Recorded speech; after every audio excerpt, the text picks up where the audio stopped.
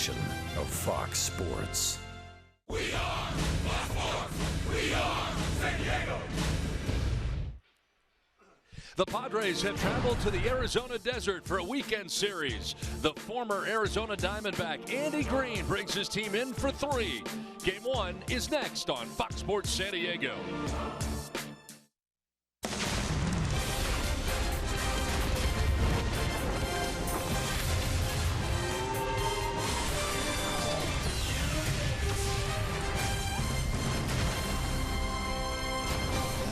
Will Myers back in the Padres starting lineup after missing the last 3 with a stiff forearm, but he's back in tonight. A good sign. He likes hitting here at Chase Field. Good pitching matchup tonight as Robbie Ray will be matched up against Christian Friedrich. Robbie Ray 0-3 in his career against the Padres, and Christian Friedrich a 1.69 ERA against Arizona. Welcome inside the broadcast booth, everybody. I'm Don Orsillo along with Mark Grant. Welcome to Padres baseball. Well, it's been frustrating for the Padres. The record is not good, but they've been in seemingly every game so far this year, and you look at the numbers, they have. Andy Green has said, one play, one pitch. Well, that's the difference between the good teams and the teams that are in last place or towards the bottom in the standings. That makes the big difference. Now, Padres 7-12 in one-run games. That's 19 this season. You know who's first? The Philadelphia Phillies are 14-4 in one-run games. It comes down to one play, one pitch, one fill in the blank, whatever it is. But that's the difference between a good team and a team that's playing poorly. That's going to be the difference in a one-run game. They've got to have the timely hitting. The relievers got to come in and leave those inherited runners out there. That's the difference in the one-run games. Well, in spring training, there was so much talk about the much-improved Arizona Diamondbacks. They had high hopes. Not off to a good start, and either is their starting rotation. Well, the last 3 for the starters have been really, really bad news. When you talk about ERAs, how about this? The last 3 games, 9, 0-3. Opponents hitting 338. And then this season, the NL rankings, 13th, tied for first in home runs allowed. When you've got guys like Shelby, De La Rosa, those guys are now in the DL, so it's been a shuttle back and forth. Who's going to pick up the slack and try to turn these numbers around? I tell you, timing's everything, Don. When the Padres play the Diamondbacks tonight, it's about time to make some hay tonight and score some runs early, get into that bullpen. They are opening the roof here at Chase Field. It's game 1 of a 3-game series between the Padres and the Diamondbacks. This is where it all started for Andy Green. Julie Alexandria will talk about it when we return to Arizona right after this.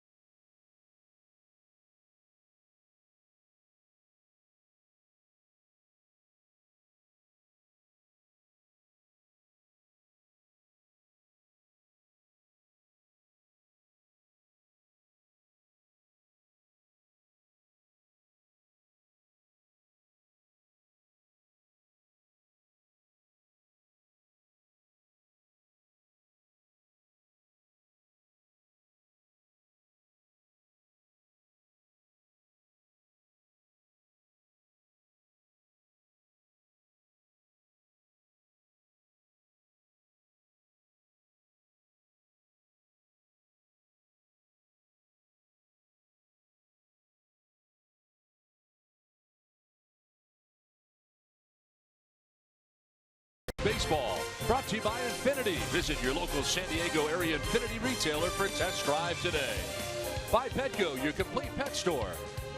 And by Jerome's Furniture, where Jerry's price is the lowest price every day.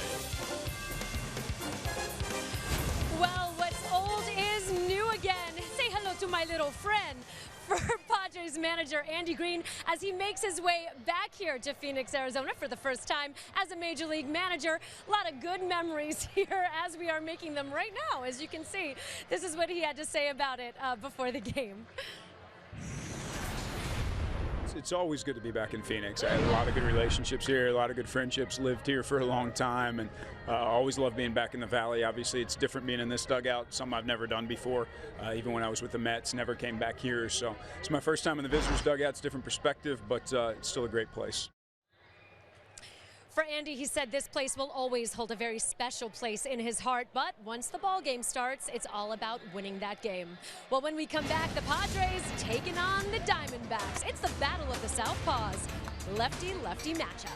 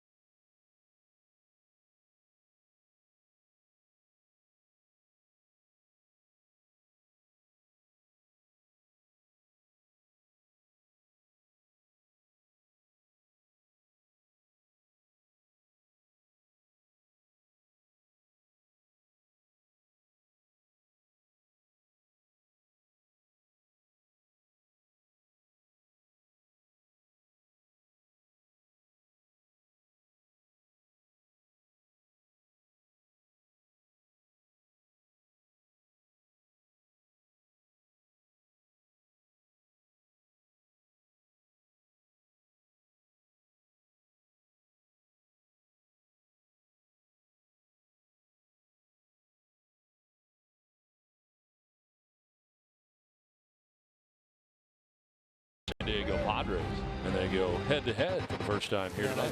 A two-run home run for Tomas. Cashner rigs him up. Play it out, make the grab. The spectacular catch. That ball is gone. Home run from Matt Kemp. Melvin Upton Jr. takes it out of the yard. Padres and Diamondbacks and Andy Green back in the house here at Chase Field, someplace that he is extremely comfortable, both as a player and a former coach. And back here tonight to take on a Diamondbacks team the Padres hoping to take advantage of as we check out the Padres starting nine, brought to you by Toyota. John Jay in center field. Will Myers back in there at first base with Matt Kemp in right. Jan Hervis Solarte at second base with Melvin Upton Jr. in left. Brett Wallace at third base bats sixth. Derek Norris does the catching. Alexei Ramirez at shortstop bats eighth, and Christian Friedrich, the pitcher, batting out of the 9 spot. And 24-year-old Robbie Ray, the left-hander, hard-throwing left-hander for the Diamondbacks. He's got the two-seamer, the four-seamer, the slider, the changeup, and the curveball. But a couple of factors. Fastball command can be very erratic. Also with that slider, very erratic as well. So will the Padres take some walks, come up with a big hit? But a big key, it's worth mentioning again, get into that bullpen of the Diamondbacks. Now behind him defensively for the Diamondbacks, Ricky Weeks Jr. in left field, Chris Owings in center, Yasmani Tomas in right field, third to first around the infield, Brandon Drury at third base with Nick Ahmed at shortstop, Gene Segura at second with Paul Goldschmidt at first base, and it is Wellington Castillo doing the catching for Robbie Ray. John Jay about to lead it off here for the Padres. Well, Don, with the panels open, the roof is open. Very nice environs here. 89 degrees and fair. Not a cloud in the sky. A comfortable night here in downtown Phoenix, Copper Square, they call it. John Jay standing in, and boy, a much different feel here as first pitch of the ball game is going to miss for ball one.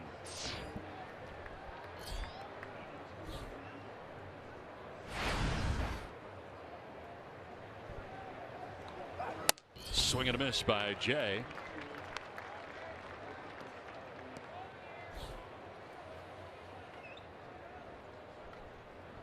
.273, 2 homers and 15 runs batted in, as this one is fouled off down the third base line. You know, Don, this place has been the house of horrors for the San Diego Padres ever since it's been built. Okay, since the Diamondbacks have been a franchise. 57 and 101. Wow.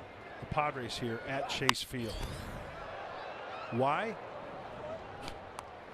It's a conundrum. I've done a lot of games here over the years, but I've never done a game with the roof open. This is a first for me right now. Yep. It's a great feel. I love it when the roof is open. Totally different feel. Ground ball, base hit into right field, just out of the reach of Segura, and a good start here for the Padres in the first inning. John Jay aboard with a base hit. Quickly get Robbie Ray into the stretch, and with this pitch here, there goes the no-hitter. Base hit to right field, hit sharply. See if they can bring John Jay around. Now leadoff single to start things here in the first inning brings up Will Myers. Myers at .262, 7 homers and 20 runs batted in. Myers back in the lineup tonight for the Padres. Stiff forearm the last couple of days, keeping him out of the lineup. Got 3 straight days off in a row. Of course, the team with the scheduled off day yesterday, and taking advantage of that was Andy Green, going back-to-back days off with Myers into the off day yesterday. He was 0 for 3 in the series against the Giants. It was just the first game of that series. The Padres would like to get to Robbie Ray and get into that bullpen as quickly as they can for Arizona. Both the starters and the pen struggling for the Diamondbacks. Kind of wishy-washy also for Robbie Ray. 4 innings here, 3 innings there, 7 innings, 5 innings. You never know really what you're going to get. It's been kind of like a box of chocolates lately. Inside, and it's now 2-1. 2-3 the record, a 4.18 earned run average. 10th start of the year for the left-hander. This fastball anywhere from 90 to 97. He averages about 93. Trying to pound Myers in. Tough numbers against the Padres in his career. 0-3 with a 4.96 earned run average. See Matt Kemp waiting on deck here as Padres bat in the top of the first inning. Padres have lost 4 in a row. They swept by the Giants in San Francisco to begin this 3-city tour. 3-1 pitch is ball 4, and Myers got himself a walk. First 2 have reached here for the Padres. Let's take a look at the keys to the game, brought to you by your San Diego Honda dealers. Well, a view from out by the swimming pool, and one thing is chase Ray early. See where I'm going there? Chase Field. I get it. Chase Good Ray. stuff, yeah. Get him out of there, get into the bullpen. We talked about that in our pregame show, and don't let Goldschmidt beat you. We heard Steve Finley, Mike Pomerantz in the pregame show. Hey, he's not swinging the bat well. Why even try to wake him up? Kind of, if he can beat you, just pitch around him. You get the feeling that's what a lot of teams are doing. I mean, you take a look at this lineup, and the one guy you're not going to let beat you is Paul Goldschmidt, and nobody is. Seems like they're pitching around him. He is walking quite a bit more walks than hits right now for him. And he is in some type of a funk right now, so we're going to have to watch and see how the Padre pitcher is going to pitch to Paul Goldschmidt. Well, Matt Kemp bats with 2 on, nobody out. He'll take the strike right at the bottom of the zone. Robbie Ray operating at 94 miles an hour. I like hard-throwing lefties. You don't see it too often. No, you don't. See a lot of crafty lefties. Yeah.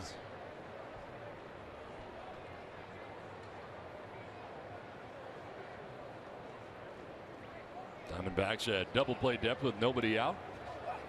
And there's another strike right on that outside corner. Fastball again. You know, that's honestly a question that is tough to answer, and I really don't have a stock answer for you. Why aren't there more hard-throwing left-handed pitchers? David Price throws pretty relatively hard, doesn't he? Yes. Of course, you think of the former Diamondback and Randy Johnson. Randy Johnson. Yeah. Andrew Miller, who's closing games to the Yankees. This is going to miss. Not now. Chapman there now, but umpire crew tonight. Brian Knight has a plate. Todd Tichenor at first base. Bill Miller, the crew chief, at second. And Tony Randazzo, the umpire, at third. Well, the Diamondbacks, Don mentioned it earlier, not playing good baseball lately either. They were swept by the Pirates. They were outscored 25-8. The Diamondbacks were in that sweep by the Buccos. 1-2. And Kemp will strike out. Well, healthy diet of fastballs here from Robbie Ray, and a 94-mile-an-hour fastball kind of running away, and he needed that strikeout and got it. Yeah, down and away to Matt Kemp. It's almost as if Ray was saying, hey, I'm going to challenge you with the heater. Let's see if you can hit it. So one down, first and second, brings up Yangervis Solarte. 273 with a home run, 7 runs batted in for Solarte, and batting in the cleanup spot right now for the Padres. And his first home run of the season on Wednesday in San Francisco, 2-run shot. Top of the 8th inning, which at the time tied the score 3-3 against the Giants. This was the home run, his first of the year, coming off the DL and getting this done. Great looking swing from the right side. Obviously more at-bats from the left side, but still, that was a good sign. Talk about building some confidence from that side of the box for Yangervis Solarte, you bet. Hey, and in this ballpark, you don't have to overswing, especially with the panels open, roof is open, foul pole to foul pole. You stay on it, put some good wood on it, send it out of here. First and second, one down here in the first inning. Padres trying to jump on the board first. And a snap throw to first, and back safely is Myers. Goldschmidt had to reach back because he did. Myers was able to get back in. Well, Castillo has the front door open right there with the right-handed batter Solarte, so doesn't have to worry about throwing behind the hitter. And closer than it looked, huh? Pretty close.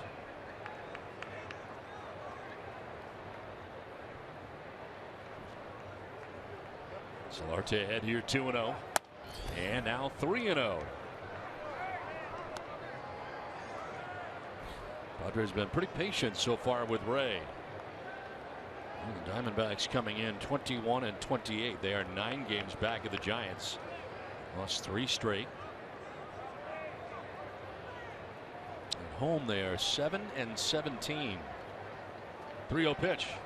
And taking is Solarte for strike 1.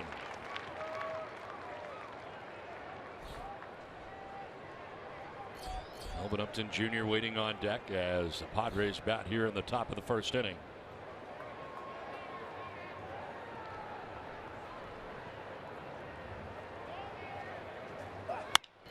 Fly ball to right field. Incoming is Tomas. And he'll make the catch. Staying at second base is Jay. Relatively shallow right for the second out. Well, the home road splits for the Diamondbacks this year. 7-17 at home. On the road, they have a winning record.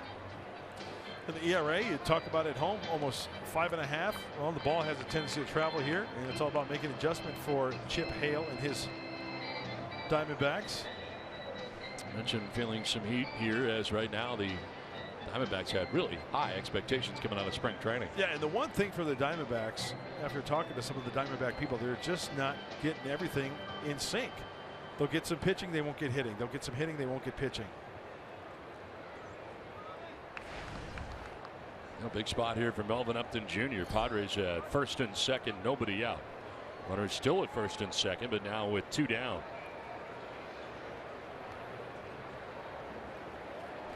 I mean, how do you figure this Diamondback team 4th in average, 1st in hits, 1st in doubles, 1st in triples, 4th in home runs, but 5th most in strikeouts offensively. They've grounded into the 2nd most double plays in the National League. Sure, they're getting their hits, but they're not timely hits. And when you have a staff that's 13th with a 4.67 ERA, well, you're giving up a lot of runs. Line to right center field. It's going to get in for a base hit. From second base comes John Jay. He is going to score. Throw cut off. And the Padres are able to take a 1-0 lead. Melvin Upton Jr. drives it into right center field. And San Diego on top 1-0. A big 2-out RBI right there for Upton. Clutch, 2 outs, and taking it the opposite way. That is a great blueprint for a hitter to try to take that ball on the outside part of the plate and use the whole field. And just like that, Padres are on the board. Well, 1st and 3rd action with 2 outs. So 2 down, 1st and 3rd, and bring up Brett Wallace as the catcher Wellington Castillo out to talk to Robbie Ray, who almost get out of that 1st inning without surrendering a run. Also 3 homers, 9 RBIs on the season. Talked about been walking a lot more lately. A career high 4 walks on Sunday against the Dodgers. A couple of walks in the series against the Giants, and been more selective at the plate lately. 2 for 2 in his career against Robbie Ray as he stands in on the left side. Hey, the Pods 16 and 3 when they score first. It's a good sign. Yeah. 1st and 3rd right now with 2 down. A run in. I'd love to add to it. And a strike on the outside corner.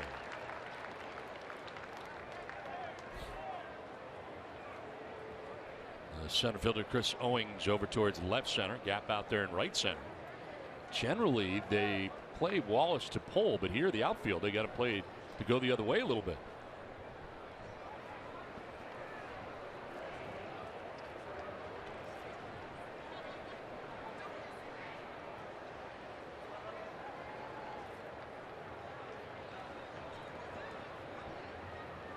Two hits here in the 1st inning. John Jay's single to get it started. Melvin Upton Jr.'s RBI single. The 1 pitch is high at 94 miles an hour. And that's right around where Robbie Ray has been in this 1st inning, 94. And I think just by that last pitch, there's a tendency of Robbie Ray to overthrow once in a while, and that could work against him big time. One is out of the zone. 2 is if he misses the heart of the zone. Pretty straight fastball from what I've seen. Yep. And they could turn that around very quickly. Swing and a miss there. Wallace thought he might get the fastball, did not. Nice breaker right there. Looked like a slider.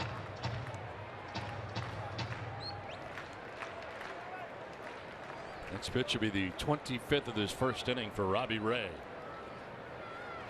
It has been a taxing inning. He's been battling from the gate. Needs to get out of this inning with minimal damage, just the 1 run. Padres have other ideas with the count of 1 and 2 here to Brett Wallace. See what happens with Upton over at first base. Nothing. Frame there by Castillo, but outside.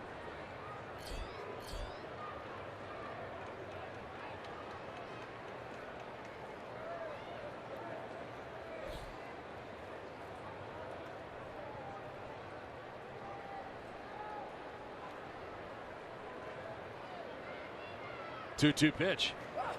And a swing and a foul tip for strike 3.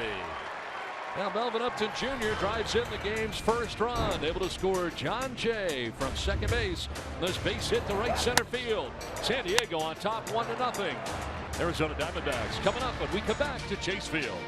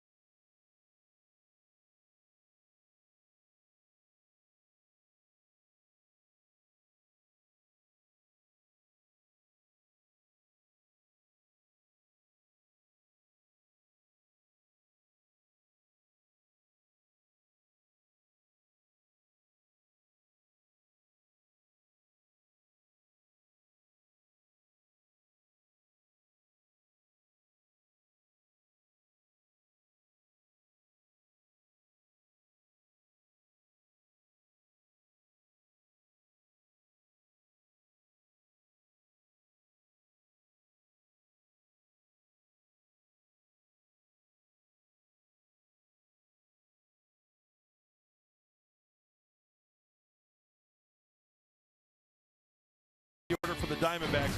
Jean Segura, he gets his hits. He's tied for first, 3+ hit games with 7. Second in multi-hit games with 20. Second in hits with 63. The guy gets on base, and he's from foul pole to foul pole. He's just not one-dimensional. He'll go the other way. He'll pull it. Don't throw him a slider in the zone. It'll speed up his bat because that'll spell trouble. And most hits in the National League, Don Orsillo. 63 of them. Wow. We had Daniel Murphy on top with 69, but Segura has been getting it done, and largely the reason that he is here, and largely the reason the Diamondbacks were excited about what the season had for them. You got Zach Greinke added to this team. You think your pitching is going to be much better? I think Greinke's going to turn it around. The last couple of times he's been Zach Greinke-like. De La Rosa on the DL, Shelby Miller on the DL. They've got to pick up some slack in that starting 5. Saw the numbers for Segura, hitting up over 300 at 318. 5 homers, 23 runs batted in. Not your prototypical leadoff guy. He's got some pop. 5 home runs on the year. He's been all-star good. Playing a great second base as well. On the ground towards short, Alexei Ramirez on the run, and in time able to get Segura. Let's check out the Arizona Diamondbacks starting 9, brought to you by Hyundai. Jean Segura just grounded out. He's their second baseman with Brandon Drury at third base. Paul Goldschmidt at first base. Ricky Weeks Jr. in left. Wellington Castillo does the catching with Yasmani Tomas in right field. Chris Owings in center. Nick Ahmed at shortstop, and Robbie Ray, the pitcher, bats out of the 9 spot. One down here in the bottom of the first inning, and it brings up Brandon Drury.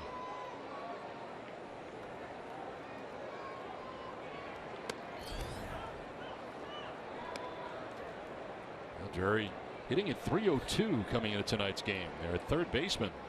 7 homers and 15 runs batted in, and this is a guy the Diamondbacks people very excited about. I think he has a very promising future and off to a great start. Yeah, they say he's the real deal. He's a grinder. He's one of those guys that you like to have on your lineup that you know what you're going to get each and every day. And there you see the numbers this season. And sure, it's going to be an adjustment for pitchers to try to find out what his kryptonite is. He's a rookie. Second in average among rookies. Tied for second in home runs with 7 among rookies. They're at the top in a lot of categories. Also likes hitting here. Chase Field, a .351 average at home.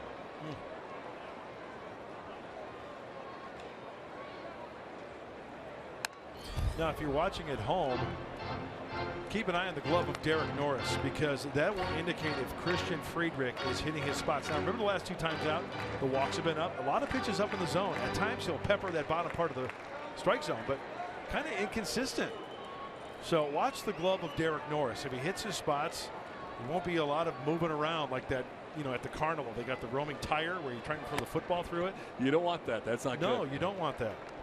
And even though he missed with that breaking ball there, that's where he wants to miss, inside with that curveball. It's fine at the carnival, not so much here. Yeah, you're not going to go home with a QB doll. You're going to go home with a higher ERA. Payoff pitch to Drury. And a pop-up right side of the infield. Solarte, second baseman. A little stagger, but he'll make the catch for the second out. Left-hander Christian Friedrich on the mound. His scouting report brought to you by our friends at Anderson Plumbing, Heating, and Air. He's got the fastball, the cutter, the slurve, and the changeup, and he needs to command that fastball. I know it sounds like a broken record, but to be successful at this level or any level professionally, you've got to locate that pitch.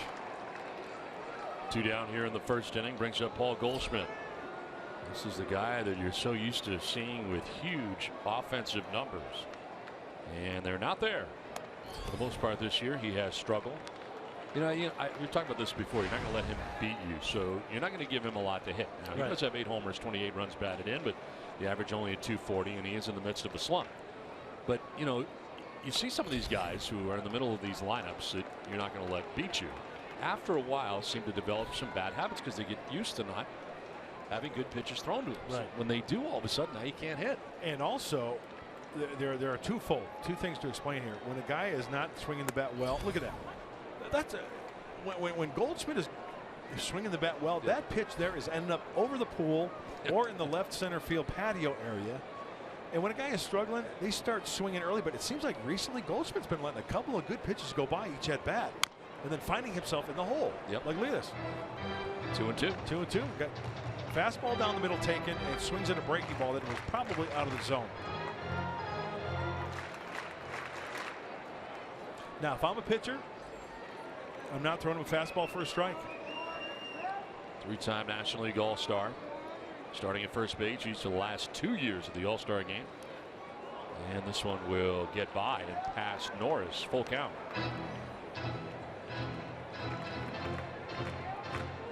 Got a runner-up twice for the NL Most Valuable Player. 2 Gold Gloves, 2013 and last year, 2015 at first base. 3-2 pitch. And a swing and a miss. Friedrich runs it away and strikes him out. 1-2-3 go the D-backs. 1-0 Padres.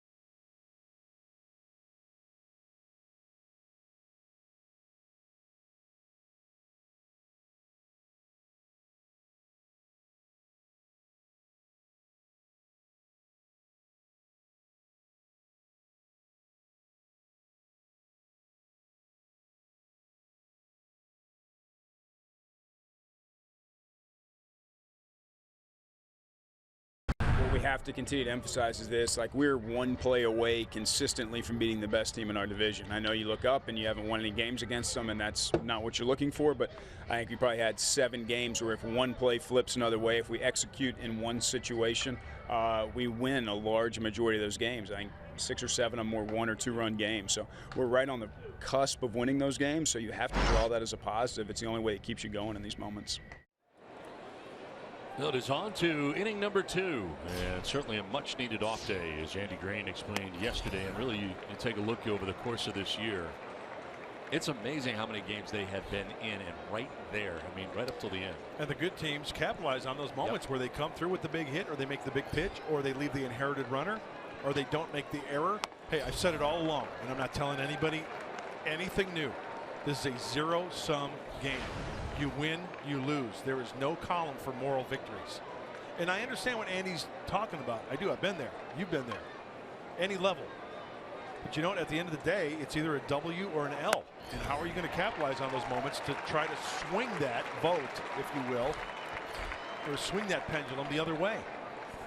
And Derek Norris striking out. Back-to-back Ks now for Ray. He struck out Wallace to end the first, strikes out Norris to begin the second. And here comes Alexei Ramirez.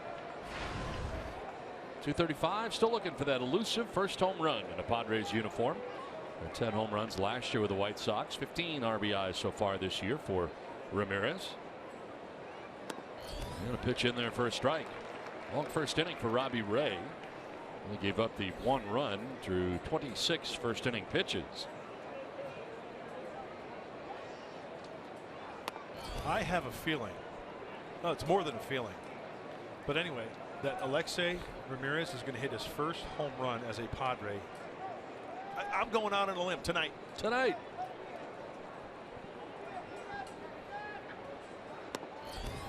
In there for a strike, and it's 1-2. Well, the conditions are right. That's for sure. It's right been here. Too long. Roof open, panels open out there from foul pole to foul pole. He will take the strike, and that's strike 3. Robbie Ray's starting to feel it here. Back-to-back case, 3 in a row now. And Alexei didn't think so. Walks away shaking his head and takes with him the 4th strikeout for Robbie Ray. Well, one thing I've noticed already is that Robbie Ray is not afraid of throwing that pitch in the inside part of the plate. That fastball, that slider. He also throws the changeup and a curveball, but he's got a good feel for that pitch. 1-2 down here in the 2nd inning. Christian Friedrich 1 for 3 in a Padres uniform this year at the plate. To drive in 2 runs in his debut. Swing the bat a little bit. And swing and a miss on a pitch that bounced in.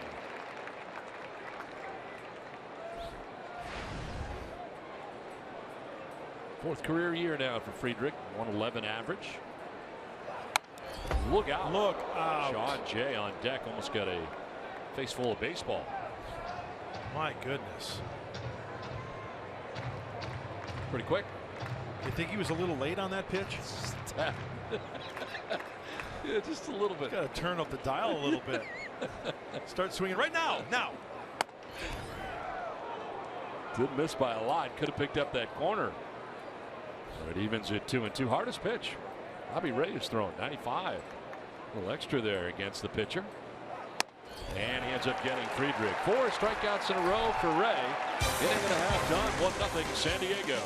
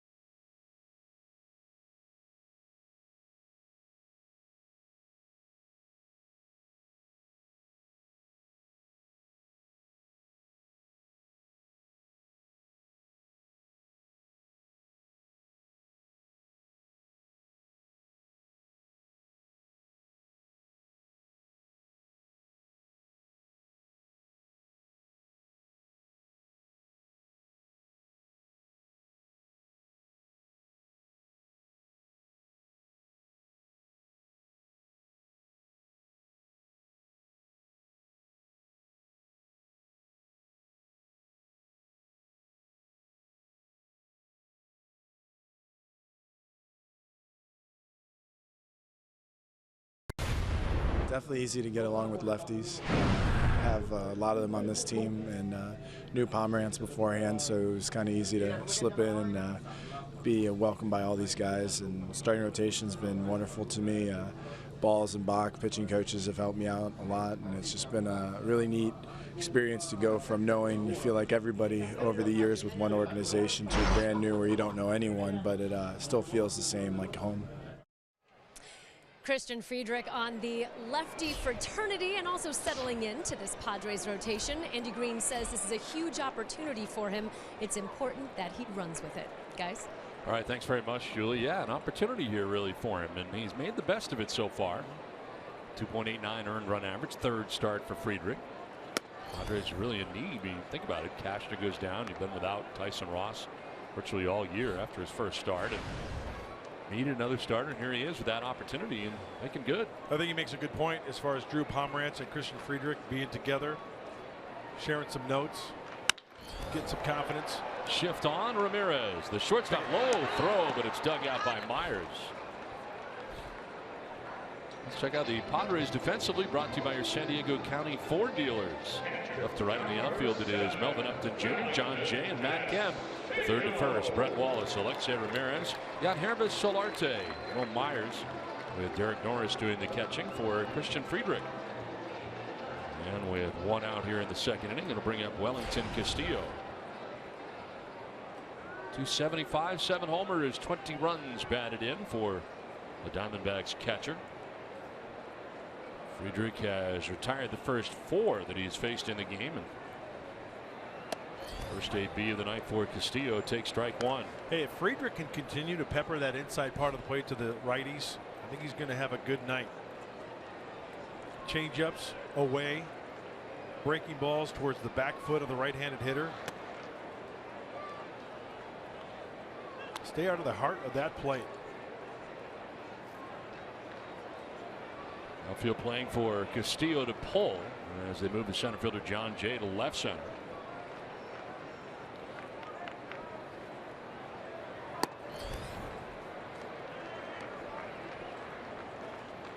Castillo now, Tomas waiting on deck. Big time pull on the infield, even though it's not 3 on the left side. They're playing him to swing to pull on the ground. In the air, foul. Get out ahead of that. Yeah, that was the breaking ball I was talking about. You throw it for a strike, that could spell trouble.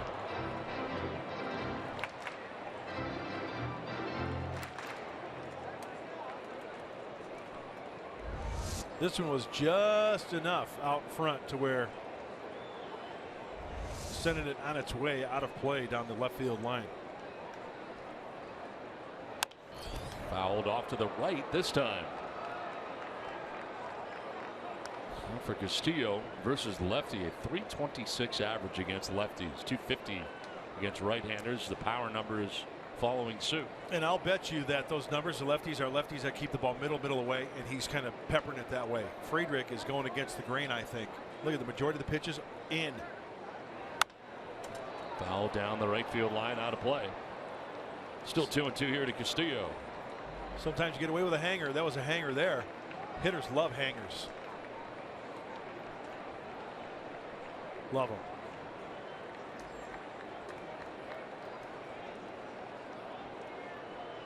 Among National League hitters, 5 home runs, tied for first against left-handed pitching.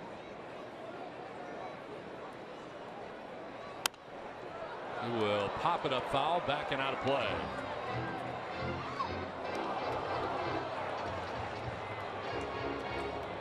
Four in a row retired by Friedrich, and battling here with Wellington Castillo with a count of 2-2. 8th pitch of the at-bat coming up here. The battle for Wellington Castillo. Let's peek into Derek Norris. We got a little battle going on here. Love to see the cat and mouse game. Fastball away. Castillo chases it, fouls it back. Friedrich operating at 91 miles an hour. The last 24 games, Castillo hitting at .308. Last year finished the year with 18 home runs. Led all National League catchers in home runs. The 18 round trippers acquired from the Mariners on June the 3rd of last year in a 6-player trade. Slider down by the back foot here. Popped up foul, back and out of play again. This lengthy at bat continues for Wellington Castillo. Next pitch will be the 10th.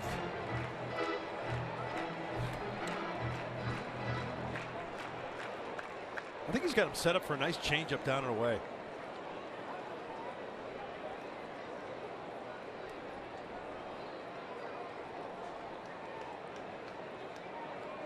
Breaking ball in. And he lines it to left, and it's caught. No, it's going to get behind Upton. Came in a little indecisive. Throw to second's going to be close, but not in time. Upton kind of changed his mind out there and could not catch it. Awkwardly coming in on that ball. You know, Don, I think that he was caught in between. Should I let it drop or go for it? But this ball maybe had some knuckle on it. That, first and foremost, that ball was smoked. It was a hanging breaking ball on the line. Now, when an outfielder gets caught in between, oh, should I play it on the short hop? Should I try to get to it? He finally comes to the realization that I could probably try to catch it. Hey, catchable ball? Yes, but I don't know the type of action that was on that ball that was smoked to Melvin Upton Jr. So one out, Wellington Castillo at second base. Yasmani Tomas now stands in. And a swing and a miss for strike one.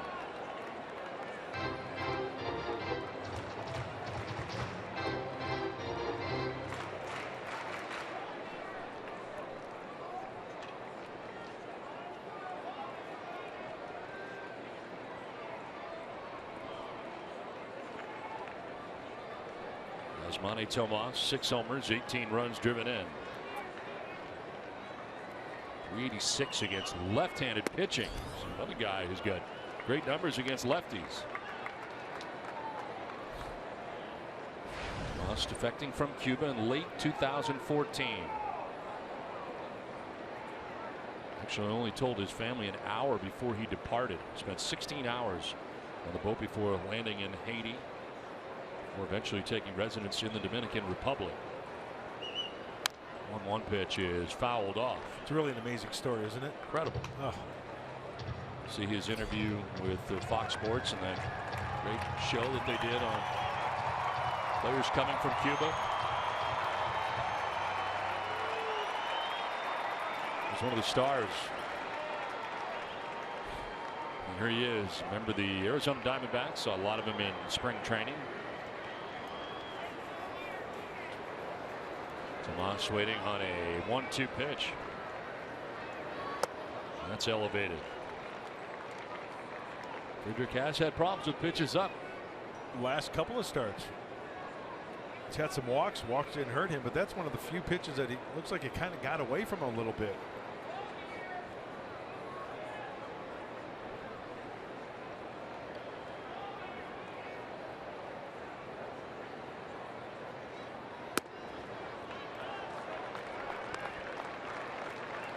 Nibble here a little bit, and now it's a full count, 3-2. Wellington Castillo credited with a base hit. They charged Upton with an error that allowed him to get to second base. So hit and an error. Hey, if he threw a breaking ball 2-2 to go 3-2, you might throw him a breaking ball here. Why not? You got first base open. Set up a double play. Line foul down the right field line, out of play. Tonight's Cold Hard Facts brought to you by Clean Crisp Coors Light.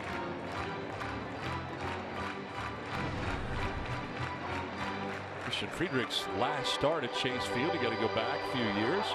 2012, June 4th. 7 shutout innings through 113 pitches. That's a gem here at this ballpark. Yep.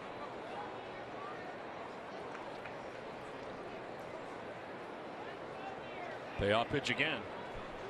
And Tomas hits it on the ground to short. Ramirez looked at third but goes to first and throws out Tomas. Yeah, Wellington Castillo running in front of him, but elected to go to first base. So Castillo gets to third with now 2 down in the inning. Yeah, I don't mind that play. First and foremost, it's not a forced play at third. It's got to be a good throw, enabling Wallace to get it and snap down the tag. Okay, now does the runner beat the ball? No, you know, the ball is in front of the runner, and that's a no-no, but it works for the Diamondbacks. Alexei's thinking, you know what, there's 2 outs. I want to get the sure out. General rule of thumb, the ball hit to your right, you don't go. Unless you can beat it. He beat it. So 2 down, Castillo at third base. Chris Owings, the center fielder, standing in, and he'll take a pitch in the dirt. 21 pitches this inning for Friedrich. It was just 15 to get through the first inning at a 1-2-3 first. Now has a runner at third with 2 down.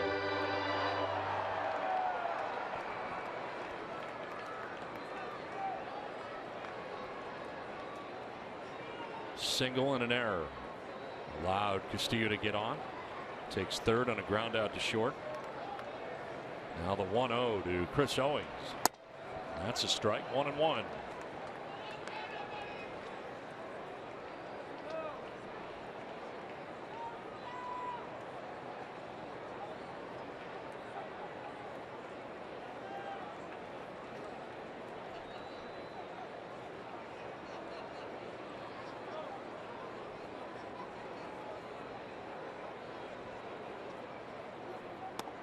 Now to drop in there for strike 2. Those are the breaking ball that time. Got to get those down. A dangerous area to be living in. Especially the curveball. Not to the likings of Owing, so he takes it and he gets the call. Friedrich does.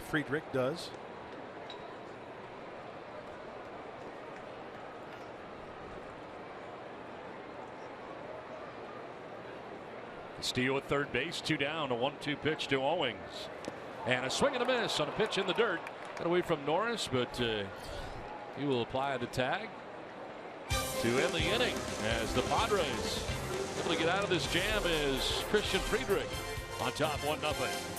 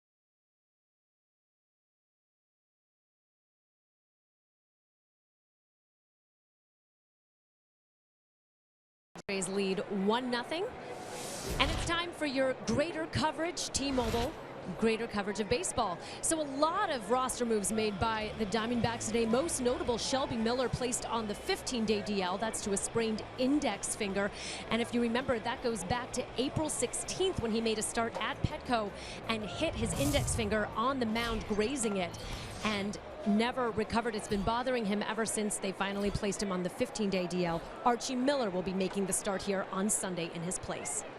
All right, Julie, thanks very much. A lot of activity today as this one is lined down the left field line off the bat of John Jay, headed towards the corner, and Jay is headed towards second base.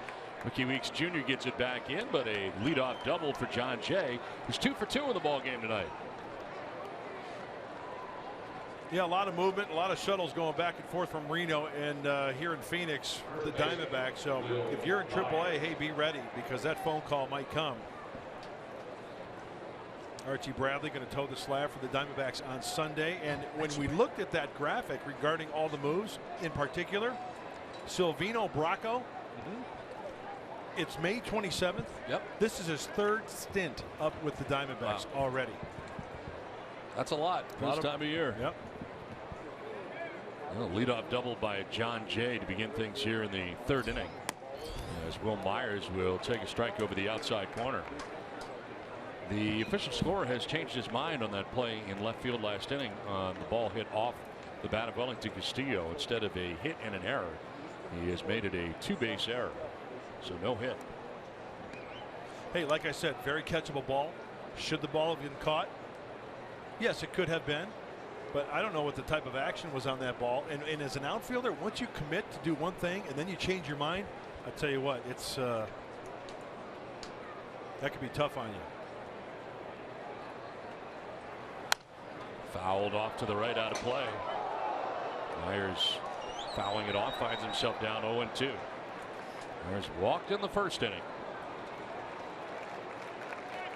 Will Myers loves the batter's eye here at Chase Field. There it is. Good backdrop. enabling the hitters to see that ball out of the pitcher's hand.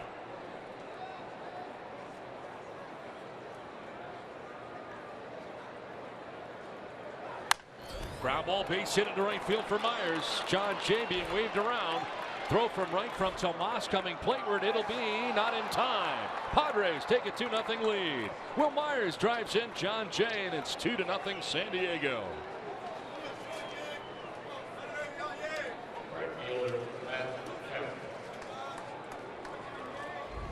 When Will Myers is swinging the bat extremely well, look at that pitch. That's middle of the plate and knee high, and he just gets that big frame, that big body, those big arms swinging towards right field. Now the race is on, and Jon Jay, as soon as that ball was struck, he was off and running. He scores easily. Look at the head down and just throwing that head of that shillelagh the other way. So Padres on top 2-0, and here's Matt Kemp. Strikeout victim in the first inning. 1 of 5 Ks for Robbie Ray. This one fouled off to the right, out of play.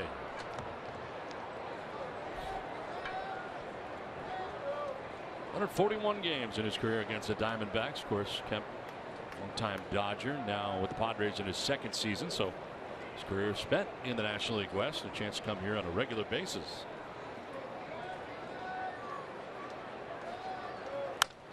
Line to right, and that's going to get in for a base hit in front of Tomas. Myers headed for third. Throw going that way. It's cut off. Throw to first, and Kemp diving back safely. First and third now. Nobody out for San Diego. That Kemp getting a hit. Hey, the extra base hit, the first and third action. Oh, yeah, still nobody out. Will Myers going the opposite way. Matt Kemp going the opposite way.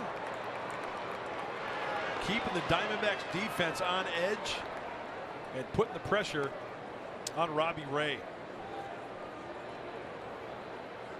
Looks like Mike Butcher, the pitching coach, coming out here now for Arizona, trying to calm down Robbie Ray. 3 straight hits here out of the gate for San Diego. Good start to the night offensively for the Padres. Add to it with nobody out here in the third inning right now. Cleanup hitter Yangervis Solarte coming up. It's Mike Butcher, the former Angels pitching coach, long time under Mike Scioscia. Tell you what, former Angel, Mike Butcher coach, right? Well, the Padres this inning, they've been straight Diablo. They're going opposite. They've been the devil to the Diamondbacks early. First and third, nobody out, and Solarte's second AB. Flied out to right field in the first inning, 0 for 1. Gets the arms out of the way and takes ball 1 up and in. See Ray not afraid to pitch inside. Solarte enjoying his time against the Diamondbacks.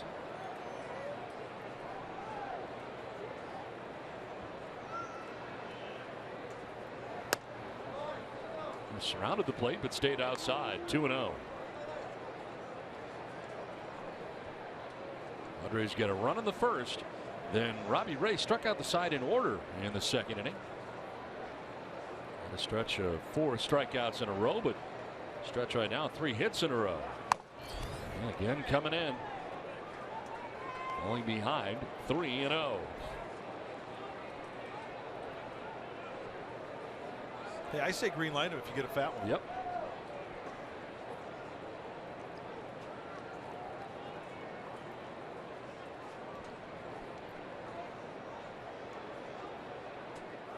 And he swings here. The pitch it was high. Tough pitch to work with.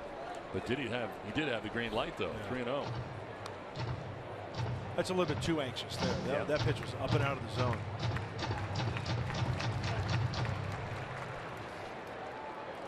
And you know what, out of the hand, lefty pitcher, righty hitter, you know, that looks very inviting.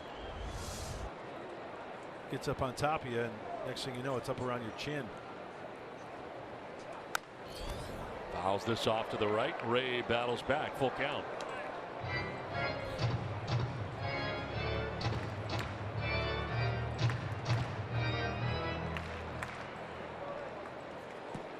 Double for Jay to begin the inning. Myers single to right.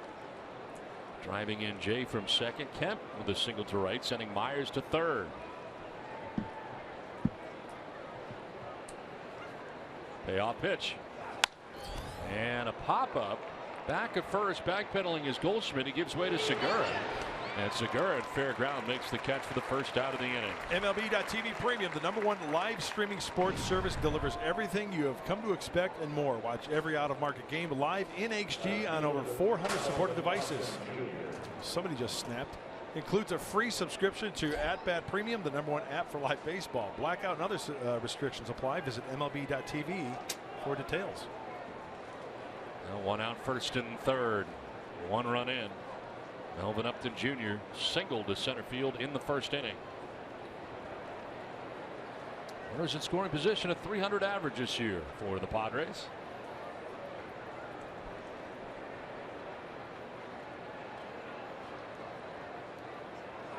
Hey, nothing like a good snap.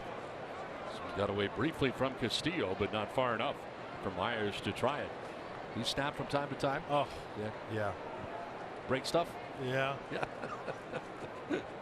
Kevin Brown, former Padre pitcher, notorious for Snapper. king of the snapper. I understand that before the season started, when Brownie was here, that he gave Brian Perlman, the clubhouse traveling secretary, a blank check. So at the end of the year, whatever he broke, he just filled it in. Just go ahead and pay for it. TVs, toilets, sinks. Well, that was nice of him. Tables. Think ahead. Yeah. So when you snap, would you go back in the clubhouse and snap, or would you do it in the dugout? I mean, where was your snappage? Nah, I did it out now where somebody couldn't see you. Okay. Yeah, I just didn't want to. But, you know, it's part of the game, man. It's pressure packed, and if you don't perform to your liking, in fact, you know, the Diamondbacks down their tunnel, they've got a big boxing bag, one of those body bags.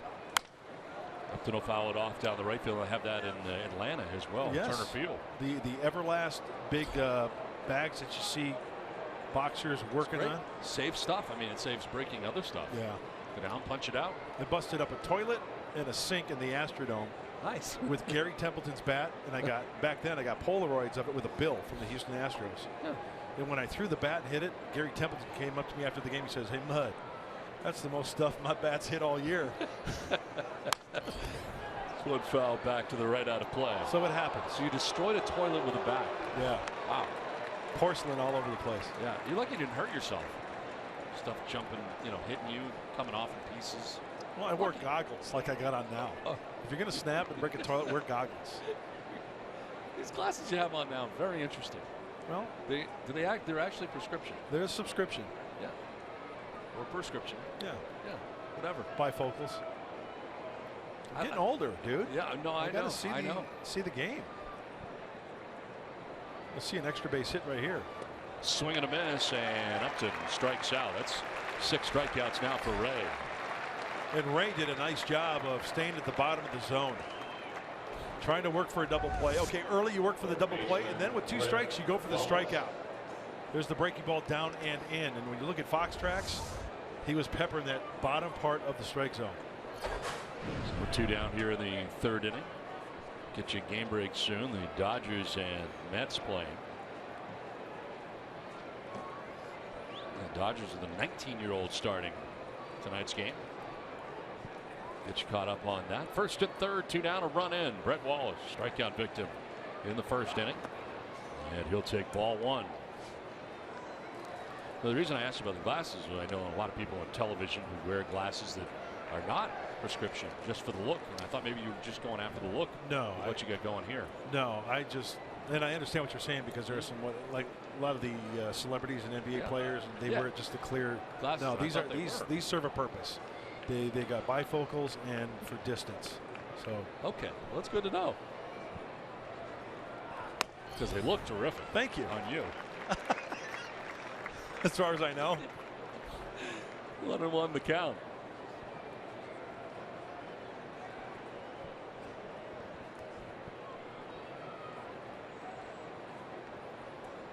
You wear contacts? I do.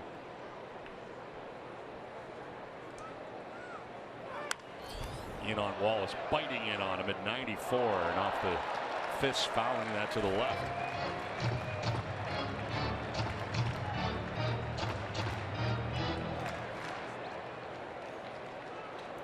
Well, Brett Wallace used to coming back to the Valley of the Sun. obviously for spring training, but Arizona State Sun Devil.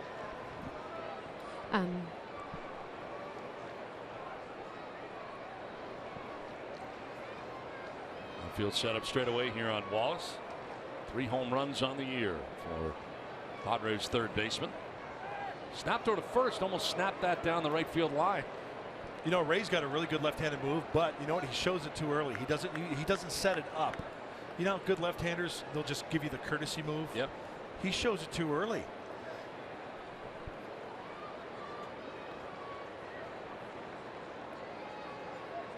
Remember Andy Pettit being so good at that. Oh, yeah. 1-2 pitch. Man, that one fouled back. Wallace hanging tough here. Remember Jimmy Key? Sure do. He had a darn good move. He was a Yankee too, Blue Jay Yankee. Blue Jay. Yep. You know what? And I've always said this, Don. If you're a left-handed pitcher, there is no excuse why you shouldn't have a good move. That is something you could practice every day.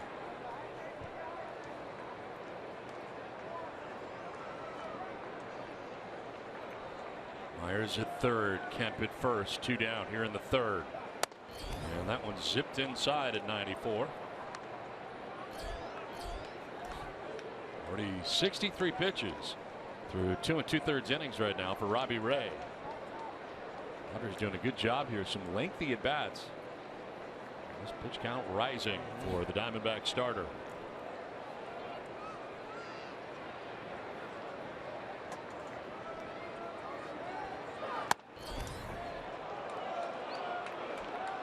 Full count now. He's got 8 outs so far, and he's thrown 64 pitches. Here comes the 65th pitch.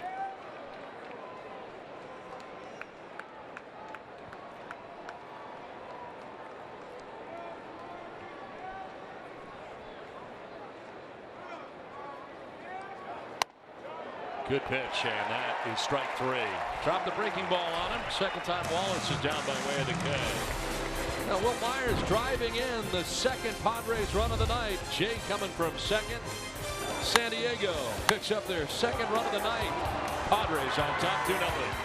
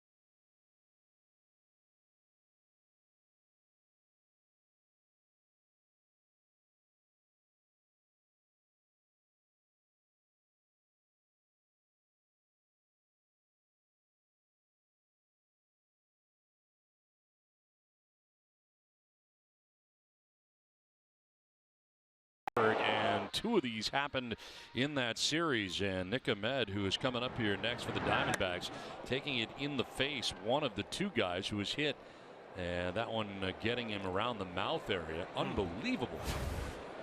Here's my concern. Nobody can tell whether on purpose or one getting away. Okay, throwing that, I mean, and I think Chip Hale made a great point. When you start going up around the head and the face, that's off limits. If you're, and it happens in this game, if you're going to throw at hitters to send a message or retaliate at the belt, at the backside, at the thigh, below the knees, to send a message. Not necessarily maybe hitting them, but making them move their feet, or maybe even knocking them down by moving their feet. Ground ball base hit back up the middle for Nick Ahmed. And I think Chip Hale made a great point in his postgame when he said, if it is not on purpose and guys are throwing pitches like that, they don't belong here because they're going to kill somebody. Right, you're going to hurt somebody.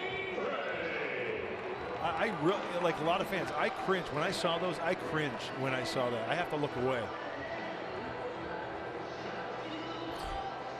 Now, it's an interesting situation. Of course, the Pirates announcers were talking about it during the course of the game, their viewpoint on what was going on. And Tony La Russa actually ended up getting sort of involved with their broadcast and broadcasters as he was on the trip with the Diamondbacks. Sort of an interesting situation as this one bunted foul down the third baseline. Took exception with some of the things that they were saying during the broadcast, and Tony went in and talked to them about it. Yep. It's about taking responsibility. If you're going to speak untruths, then you're going to get challenged, and you should be responsible for what you say. I am, and I reacted. So he did. He went in and talked to him. And here's what Greg Brown said. His exact words were, quote, "There he is as manager of the Cardinals, A's and White Sox. Always believed that you had to, well, essentially retaliate, even though Caminero wasn't trying to hit Segura." Meaning that basically a manager is going to say he's got to stick up for his players, protect his players as well, and every manager is going to do that. Coach Tony La Russa, the chief baseball officer here for the Arizona Diamondbacks now in his current capacity. Now, whether that's set from the manager or just taken upon the part of the pitcher himself, it can go either way. And it's more often the latter, where a pitcher's going to do it on his own. Doesn't really need a manager to really go up to a pitcher and say, hey, you know what, when he comes up, here's what I want you to do. I've seen that happen before. I was just going to ask you that. I mean, how many managers did you have tell you that? I saw it happen one time in spring training. Wow. In fact, you know what? It was when I was with the Mariners, and we trained over at Tempe Diablo Stadium, and the manager was Bill Plummer. Okay. And there was some history between Mariners, Brewers. And I was sitting at the end of the dugout, and he was walking down, and he kind of under his breath said to the pitcher, hey, next inning this guy's going down. Oh boy. Bunt bid, and it's fouled off. So you've never been asked yourself during the course of your major league career to hit anybody. Nope. But I'm sure there were times when you knew you had to. Came inside and just kind of hit a guy, sure. Kind of hit a guy. I like how you put that. Yeah, come inside, kind of hit my major league debut had happened. Oh, that's right. Ron Oster, I got him to pop up. He's mouthing off at me in the dugout as a 20-year-old. He's just screaming and yelling. And I'm like, what's going on, dude? You know, I got you out. Just go back to the dugout and take a walk. Well, next half inning, I'm in the dugout, and Scotty Thompson and Joel Youngblood come up to me and say, hey, next time Oster comes up, just pitch him inside, brush him off the plate a little bit. So he came up the next time, and I got him in the ribs. Kind of, sort of. It kind of just got away from me. Kind of got away, just slipped. So I like that. Anyway. All right. Well, 1 on, 1 out here in the inning. And the top of the order, Gene Segura grounded out shortstop first time up. Able to get down the bunt was Robbie Ray. Now bunt bid is popped up foul, backhand into the seats. Where does Segura rank among leadoff hitters? Well, he's up there. We talked about his tools, getting on base and hitting the baseball. These are National League ranks. Hey, he's doing his job getting on base, but the rest of the Diamondbacks kind of leaving him stranded out there. John Jay into right center field for him to go the other way here. Big gap out in left center. And a grounder by the mound towards second. Solarte will flip to second for one. On to first is going to get up and over Myers. And we'll see if this play at second base was clean or not. With Ramirez coming across the bag and whether or not he was interfered with, or Ahmed made the proper slide there. So far the Padres are not arguing, and reaching at first base is Segura. No challenge yet apparently. Although the open umpire Brian Knight is looking into the dugout. We'll see. I don't know. Under today's rules, did he go straight for the bag? No, he didn't. He went for the player, right? His legs. He went wide right in my estimation, but they're not going to challenge it. Now, here's my question. Why do they need a challenge? Isn't the umpire watching the slide? You'd think so. Why do they need a challenge on that? If it's an illegal slide, the umpire should take charge and say, hey, bang, you're out, bang, you're out. I agree. As it is, Segura reaches on the fielder's choice, 4-6 on the force out at second base. Brandon Drury, the batter, popped out to second base in the first inning. I wonder if they're loosening that rule up a little bit as the year goes on. Because to me, that looked pretty clear that he was not sliding directly into the bag at second. And the rule states he has to slide to the bag, correct? Right. He did not.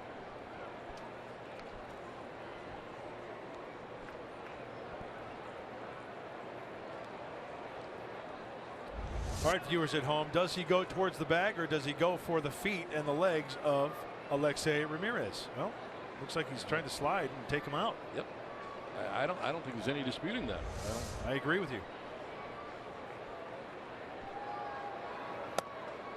To begin the year, that would be an instant double play. Inning over. By the way, can you do me a favor? Sure. Lock our door because I don't want Tony La Russa coming in. We didn't say anything. I know. I'm just kidding. We just said what he said. Well, you never know. Well, you never should. Hey, don't get me wrong. Yeah. I have tons of respect for that man. I do too.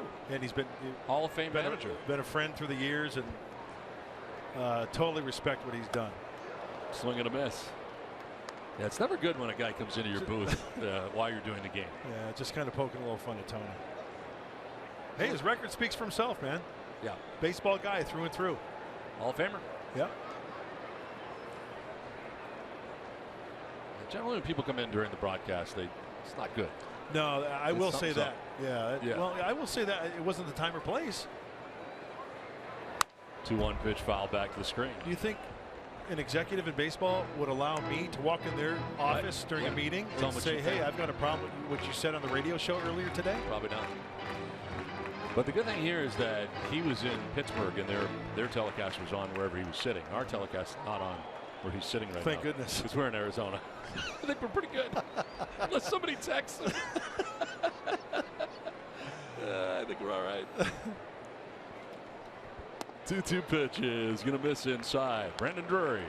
That's a tough pitch to lay off with 2 strikes. That breaking ball down and in.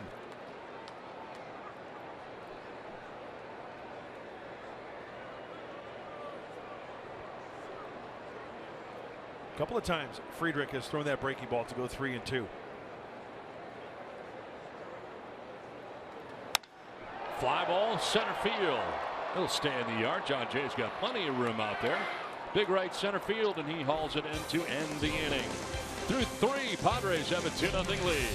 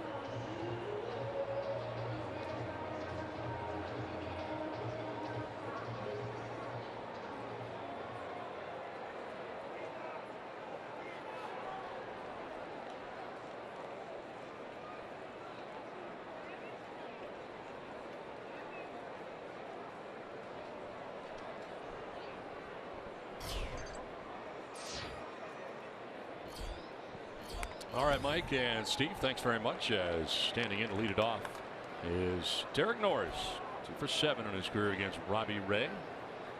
Norris, Ramirez, and Friedrich to bat here in the top half of the 4th inning.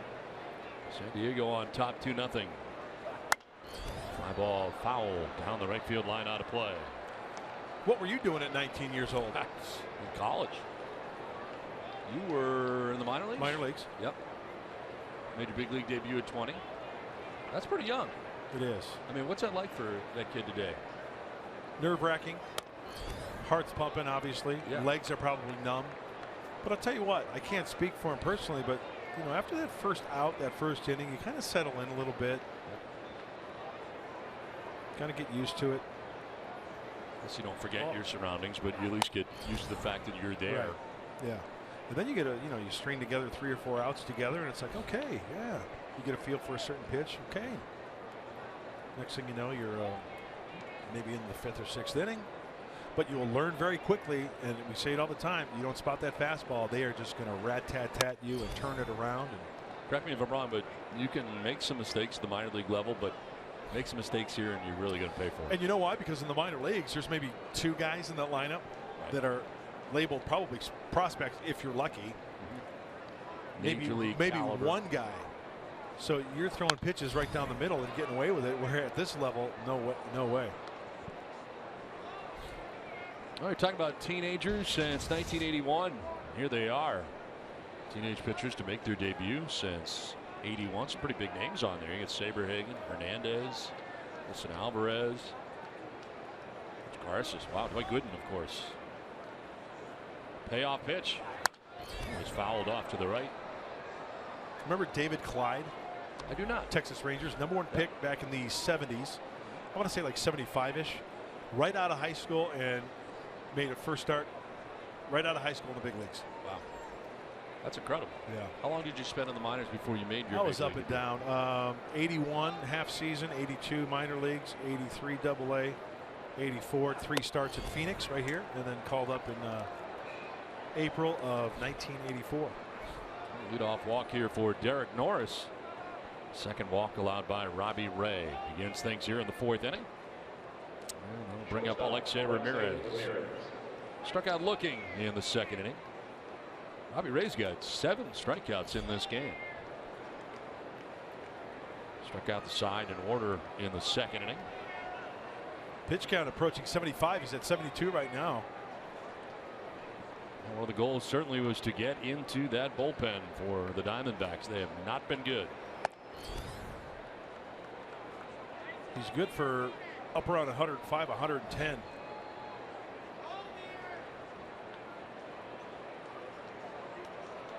If you can get a 15, 20 pitch inning right here, score another point.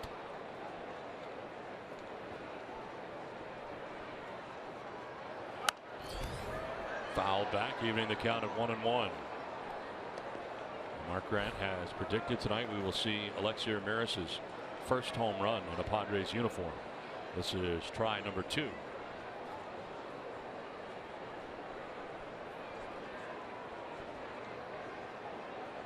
Ten of them last year with the White Sox. He's got 15 RBIs so far in the year here with the Padres. Fouls this one off the catcher, Wellington Castillo, taking the brunt of that. Plate umpire Brian Knight, with professional courtesy, going to give him a little extra time, so he'll clean off the plate. So you want to be a catcher, eh? No, thank you. Right off the top of the grill. No interest. And how about Wellington Castillo? He wears the batting helmet with the bill forward underneath the mask rather than backwards like a lot of catchers do.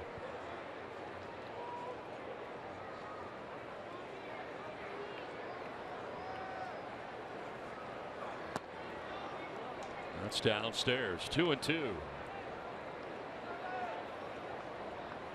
Robbie Ray coming in with a record of 2-3 individually, 4.18 earned run average. 10th start for the left-hander. A lot of pitches in this game. Looking to his second batter of the 4th inning. Pitch 77 of his outing. And a base hit through the right side. Norris will touch second and stay there as Tomas gets it back in quickly, and First two have reached here for the Padres in the fourth inning. Walk and a single. Padres this evening with the lead have done a fine job of going the opposite way. John Jay, his second hit, a double the opposite way. Will Myers went to right field. Matt Kemp went to right field. Melvin Upton Jr. right field. Oh yeah, you know what? Alexei Ramirez goes to right field. Continuing to put on pressure to Robbie Ray and the Diamondbacks. And right now, a couple of Diamondbacks up in that snake pit down there. They call the bullpen, kind of getting loose a little bit. It's kind of loosening the arm a little bit. Doing some yoga. Doing something. 2 on, nobody out. Got to get this bunt down now. Down the third base line. First and second. You want to bring the third baseman in. See if the Diamondbacks put on the wheel play here. Signs here reeled off by Brendan Vurry, the third baseman.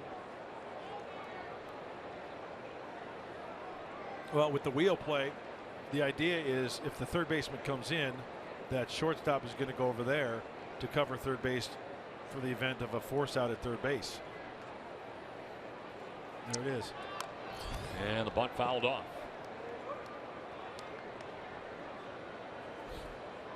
So everything happened as you said it would. But a foul for Friedrich, and now Glenn Hoffman now to talk to Friedrich. You get the impression maybe that was not what they wanted him to do. Hey, you know what you might want to do is like show bunt and then maybe pull back and swing. I mean, everybody's charging. So how about maybe a butcher by play right here? Do you think it's necessary to cover your mouth like that? I mean, I'm not talking to you. I know you do, but I mean, everybody does it. I know. So where's it going to go? You have time to let them know in the dugout what they're going to do, and then send a sign out. Really? This one fouled off down the third baseline. Very protected. You know when I think that started, covering the mouth? When? It was when Will Clark hit a home run against the Cubs in the playoffs at Wrigley. Will Clark was looking out at Greg Maddux, and he said to his catcher, first pitch fastball. And Will Clark read it, and he was all over it. He hit a home run. Crushed it. And I think that got out. And I think from then on, guys started covering their mouths with their glove so they couldn't lip read and relay it to a hitter. We have more than That's yoga the story. going. That's the story I heard.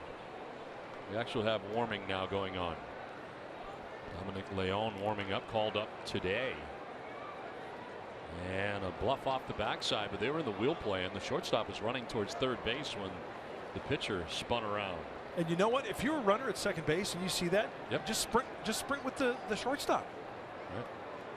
What are the chances? Probably beat him. Exactly. Yep. And what are the chances of that shortstop catching a ball on the run and tagging you out if the ball is taken at the plate?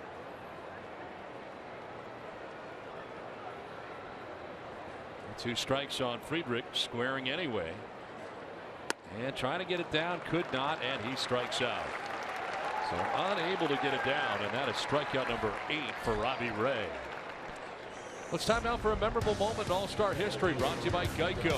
2001 Home Run Derby played in Seattle. Diamondbacks outfielder Luis Gonzalez managed to outslug competitors Barry Bonds, Alex Rodriguez, and Sammy Sosa to win the Home Run Derby crown. Gonzalez beat Bonds in the semifinals 5-3, then out-homered Sosa in the finals 6-2.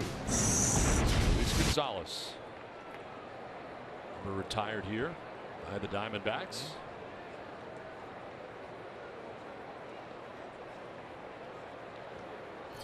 John Jay's had a good night. A single and a double. Now looks at a strike.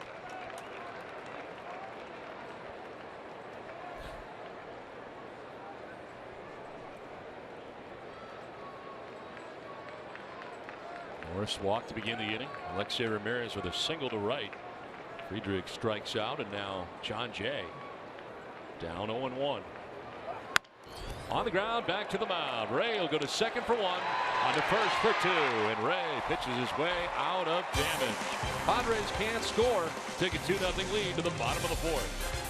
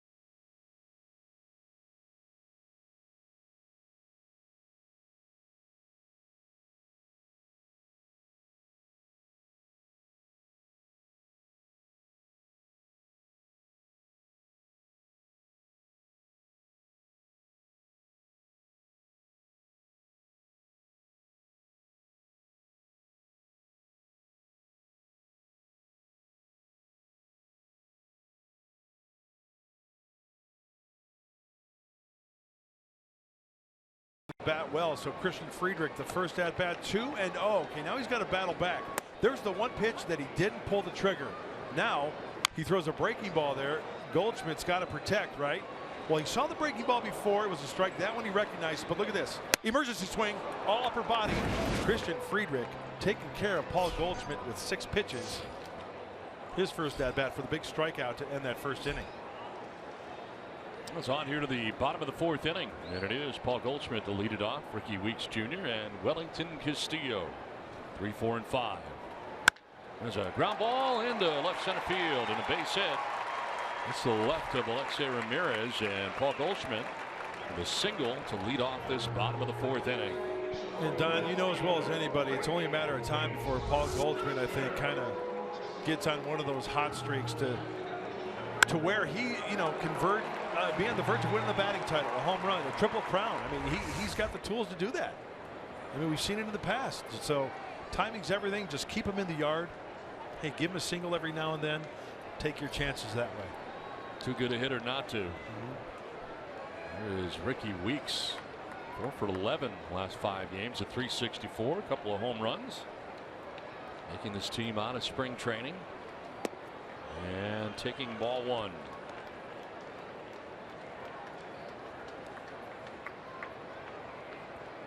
Ricky Weeks grounding out to the shortstop Alexei Ramirez in the 2nd inning, 0 for 1.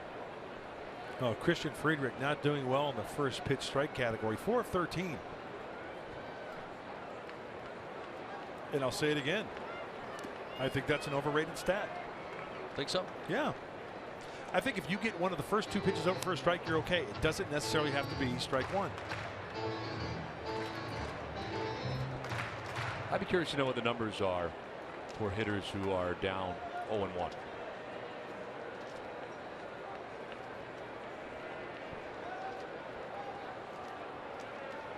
Goldschmidt at first base with nobody out here, and Weeks ahead of the count, 2-0.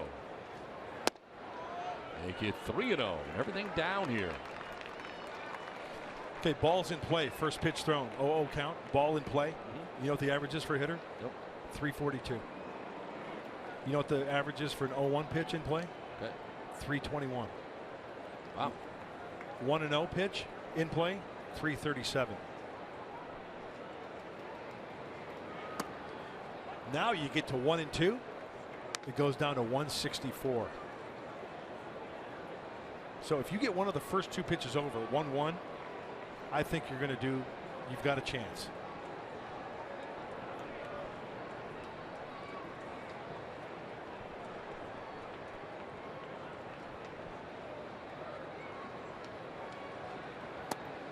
Strike on the outside corner. Weeks didn't think so. And you look at Fox Tracks and might add a point.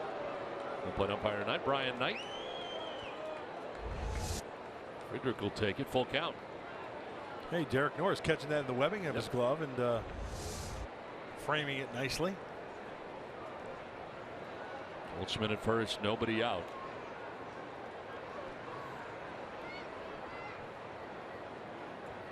Best pitch in baseball? Strike 2. Seriously? Yeah. Based on those numbers, I agree with you. Yeah. You throw 2, then you think a little further ahead. You throw 2 of the first 3 for strikes. You're in the driver's seat.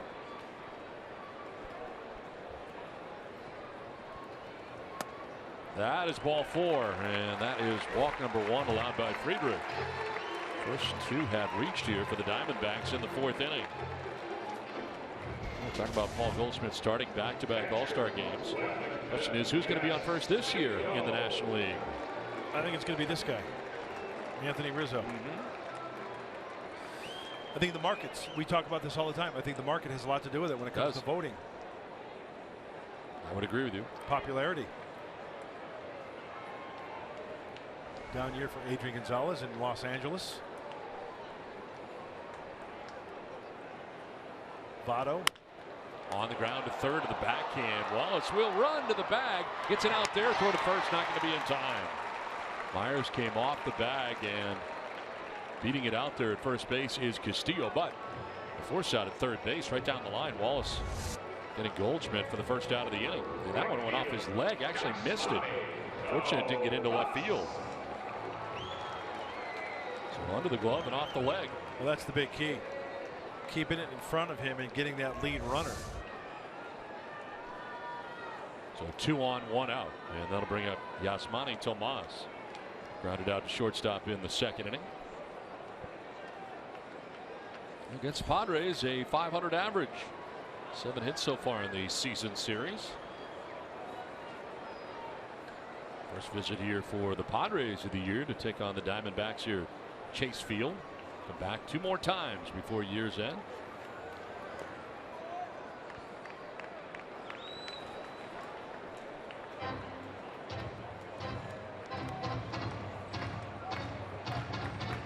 .63 pitches for Friedrich through 3 1/3 innings.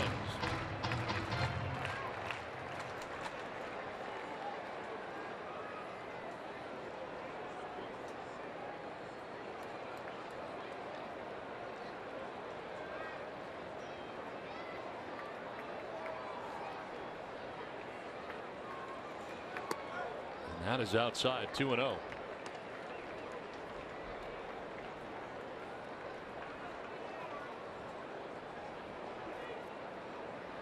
Diamondbacks left a runner on in the second, runner on in the third. They have 2 on here with 1 out in the 4th inning.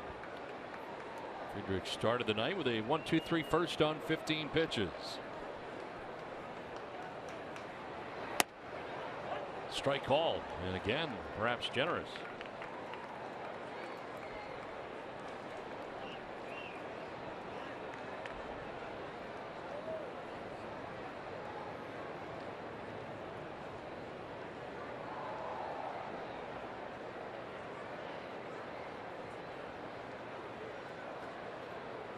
On the ground to first. Myers looked at second. No play there. Now he's going to run to first to tag that. He looked up and nobody was at second base, so he turned and ran to first. And instead of getting the double play there, they do get the 1 out. There's now 2 down in the inning, but 2 go into scoring position. The ball was hit so sharply that it took a long time for, well, you know what? After second look, maybe he could have got that force at second place. Are they going to get a double play? No, because Friedrich wasn't breaking. So if Myers throws to second to get that force at second base, he's going to be safe at first anyway. So second and third now, 2 down, and Chris Owings coming up. Struck out swinging in the second inning.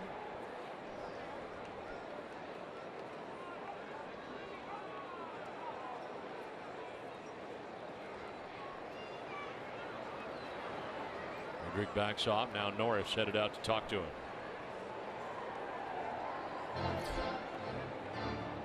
You like that old-time path between the mound and home plate? You know, it doesn't bug me. I know Detroit has it as well, but it's. I think I've just gotten used to it coming here. I don't think I've been here in 6 years. I could be wrong. I think it's been that long since I've been here. Yeah. It doesn't bother me. How about you? I don't like it. Yeah. It kind of bugs me. Yeah. I'll get used to it.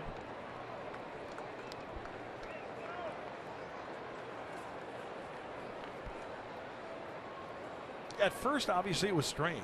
Yeah. But like I said, you know, coming here to Arizona for so many years and just get used to it. So, you know what, though, for a pitcher, you get a line shot off that, a one hopper. You know, pretty quick. It's going to get up on you quickly. Hey! And there you go. Off the glove. Friedrich stays with it, flips to first in time.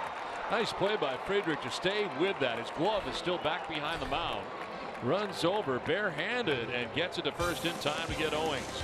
Nice play. You can smile about it now. It's 2-0 Padres.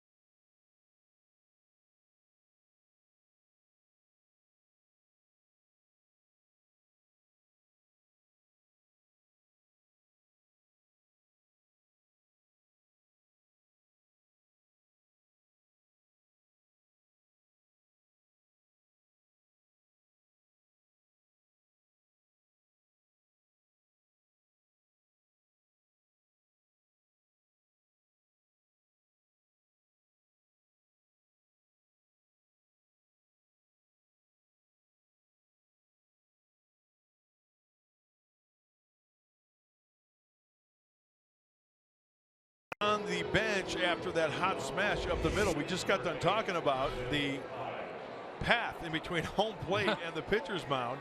Hit so hard it took his glove right off. But it's the second effort. It's almost like a defensive back, right? Missing a tackle, then hustling downfield and making the tackle on the second effort. And Alexei Ramirez, he's got the double guante working. Yeah, nice reaction there by Friedrich. Stay with it and get that final out. Keeps it 2-0. We head into the fifth, and Will Myers leads it off. Biting in on him. Robbie Ray back on the mound here for Arizona. See Robbie Ray taking off the dirt off his spikes with the tongue depressor. You know what he was doing wrong? No. Using his left hand. Should never use your left hand. Use your opposite hand. If you slip, you catch a cleat, maybe slice your finger open or something. Should always be a little bit more cautious and use your opposite hand if you're going to take the tongue depressor and try to clean out your cleats.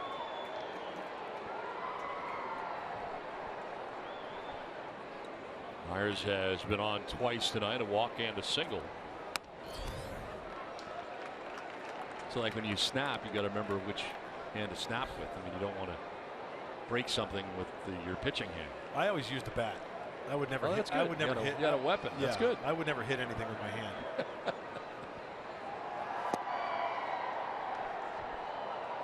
Sounds like you're very destructive. Was that in the Astrodome? No. It happened maybe twice. But the toilet you destroyed, was that the Astrodome? That was the Astrodome, and then once in the Kingdome. Something about domes you didn't like. You didn't pitch well in climate-controlled atmospheres. You're right. No? Yep. Ground ball is short. Ahmed's got it. And Myers retired for the first time tonight.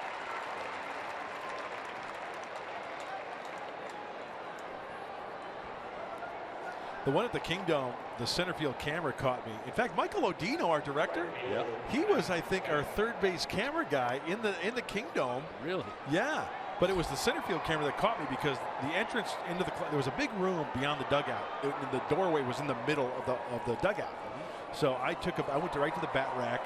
I took a bat and I went out there, and it was the perfect angle. There was a chair back there, and I went a wailing on this chair. It had no chance at all. I just gave him a home run to Kevin Reimer. Yep. Bill Plummer took the ball from me. I was ticked. I mean, I had steam coming out of my ears. I go right to the bat rack. Bam. I go right in the side of there, and I just go bam, bam, bam, bam, bam, bam, bam. And I've got it on CD somewhere. Really? You have it? Yeah, we've showed it before. That's true. I'd love to see it. And there was guys like looking through the doorway. The guys actually like moved out of the way because they thought shrapnel was going to start flying their way.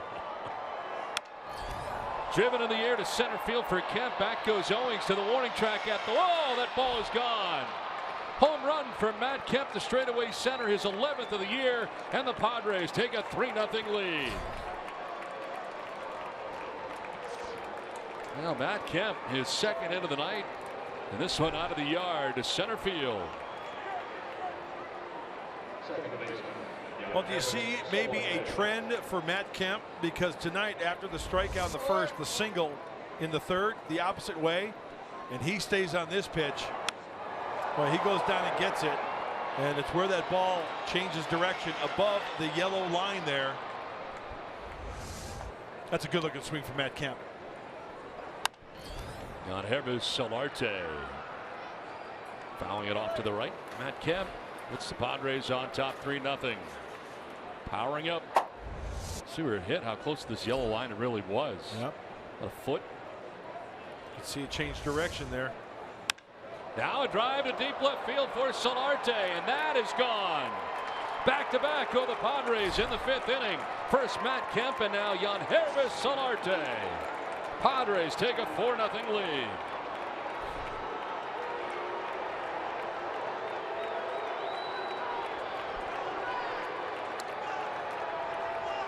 Getting to Robbie Ray here in the fifth inning. Hard holding back the smiles in that Padre dugout, breaking out in the desert. Yangervis Solarte.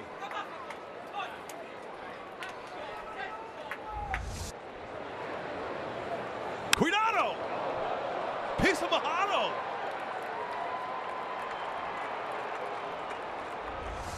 Well, the Padres, looking back over the course of the year, have not had many games in which they've been able to really take a deep breath and relax. Give the pitcher a little bit of wiggle room, some breathing room, right? Still only 4-0, but still sure. Little room here for a change. As Melvin Upton Jr. batting, takes a strike. And once again, mistakes being crushed. You know, that's something we hadn't seen recently. Chopped up over the mound, ranging Ahmed from shortstop, off balance throw, and a good pick by Goldschmidt. Two-time Gold Glove Award winner Goldschmidt with a nice pick at first. Nice rangy play there by Ahmed. Cutting from shortstop to throw out Upton, 2 down. Well, I remember talking to Phil Nevin, the former Padre, now the manager of the Reno Aces, the AAA affiliate for the Diamondbacks, and he said Nick Ahmed probably one of the best shortstop that he has seen. He's a darn good one. A run saved by the shortstop, Brandon Crawford. San Francisco on top, and then Nick Ahmed right there. 2 down in the 5th. Bases empty, and Brett Wallace the batter. We're actually 0 for 2. He struck out twice in this game. Swinging in the 1st, looking in the 3rd.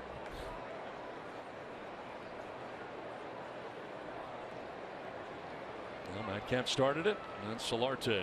They go back to back. Is my imagination, or has Jan Hervis Solarte really brought something here coming off the DL, like a spark, something to this clubhouse? No question. No question about it. He did it when he was traded from the Yankees back in 2014. I remember his first day at Wrigley Field as a Padre. He just brought that sense of energy, excitement, almost like kids play. Now a base hit into left field for Wallace. It was shifting on him, nobody by third base, and that's where he takes it and into left field. A 2-out single for Brett Wallace. Well, is this on purpose, or is it a pitch that kind of jams him a little bit? That pitch is maybe middle, and I don't know, maybe it wasn't Brett Wallace's mind to just let that ball travel inside out a little bit.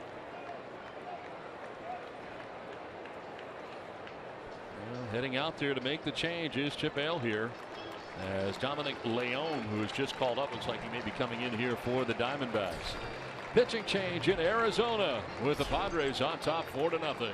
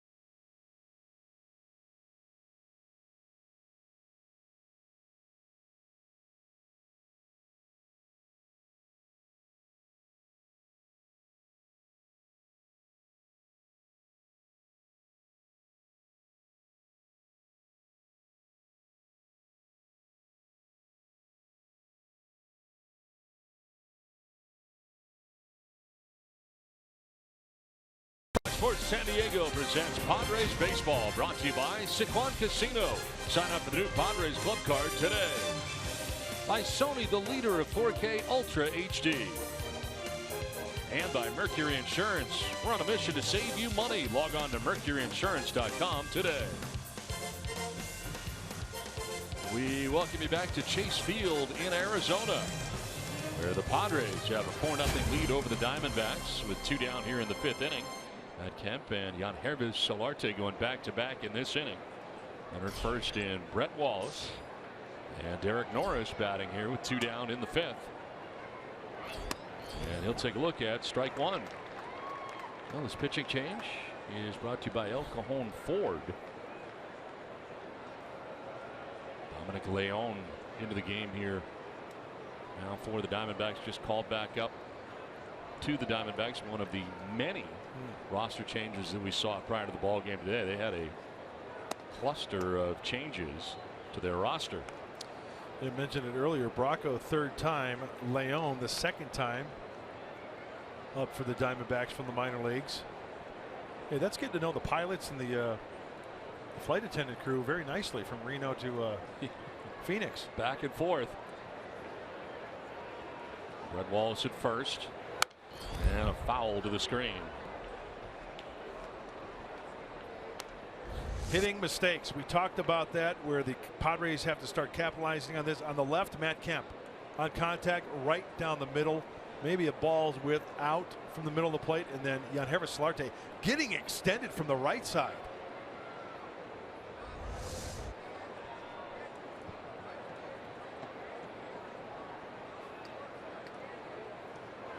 Now Norris to deep left field. Weeks going back at the wall, and that is gone.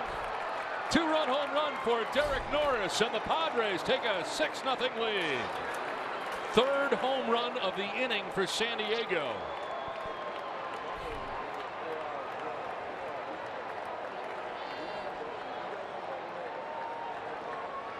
Norris's 5th home run of the year. And what an inning for San Diego, and the Padres have scored 4 times here in the 5th. Lead it 6-0. Oh, do I love the 2-run shot. Leone. Looked like he tried to throw maybe a cutter or something, but that's on the sweet spot, yo. You can hear that one. All the way up here, a 1-2 pitch. Had him in the hole, couldn't put him away. Again. Matt Kemp's like,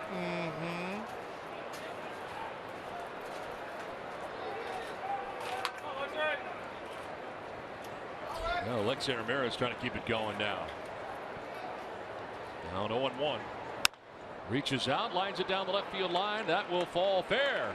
Over to play it is Weeks, as heading for second base is Ramirez. Throw goes there, but he will get there standing. With a 2-out double, and the hits keep coming for the Padres. Second hit of the night for Alexei. hey, this is exactly what we talked about prior to the game start. Chip Hale, the bullpen, the middle guys in the bullpen. It's been just a disaster. Who's going to step up and take ownership of trying to hold the opposition or bridge that gap to Clippard, Hudson, and Ziegler? And if the Diamondbacks are losing, he's not going to use those guys. He's going to save them for when they're ahead. Now Friedrich, the pitcher, drives this into center field on the ground. Ramirez coming around from second. The throw is going to be close, and Alexei is out. Trying to get around the tag of Wellington Castillo, but the tag got him. And that ends the inning. But the Padres, they power up. Matt Kemp gets it started. Then Yangervis Solarte. And before innings end, Derek Norris. 3 home runs in the inning, a 6-0 Padres lead.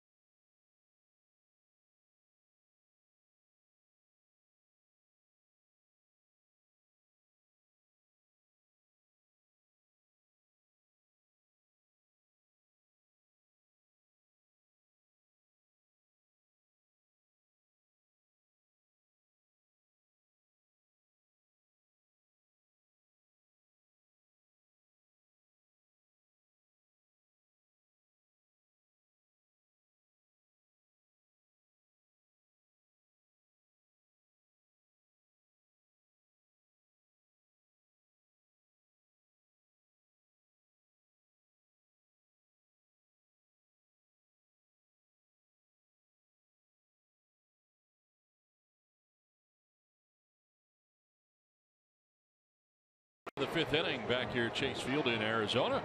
Time now for the San Diego fans of the game. Yeah, Padre faithful travel well over to the Valley of the Sun, taking in some big league ball games here at Chase Field. Always nice to see him cheering on the troops. And Solarte, one of the 3 home runs. Matt Kemp and Derek Norris. And the first pitch strike here to Nick Ahmed. A single to center field in the 3rd inning. Christian Friedrich back on the mound has got himself a 6-0 lead. Quick inning right here for Friedrich. Curveball slipped out of his hand away.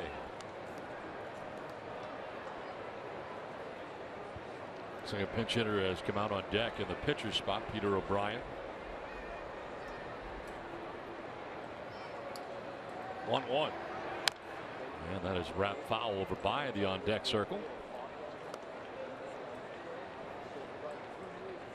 And Friedrich in search of his first win in a Padres uniform. Coming into tonight's action 0-1. 2.89 earned run average into his 3rd start.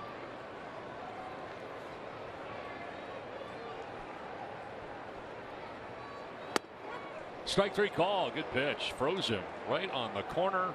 And that is strikeout number 4 for Friedrich.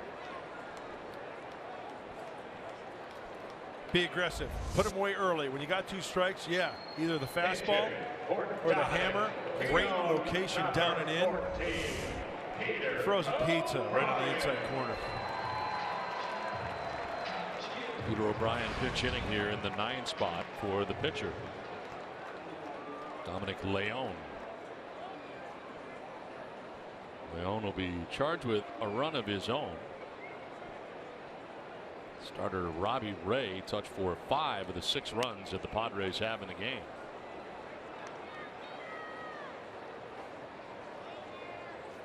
You know how much fun it is to pitch with a 6-run lead? Makes a difference, I would imagine. Oh. I'm not saying you take it easy, you lighten up. No, that's not the case. But you can be aggressive in the zone. Hey, if you give up a hit here, a hit there, it's not the end of the world. No.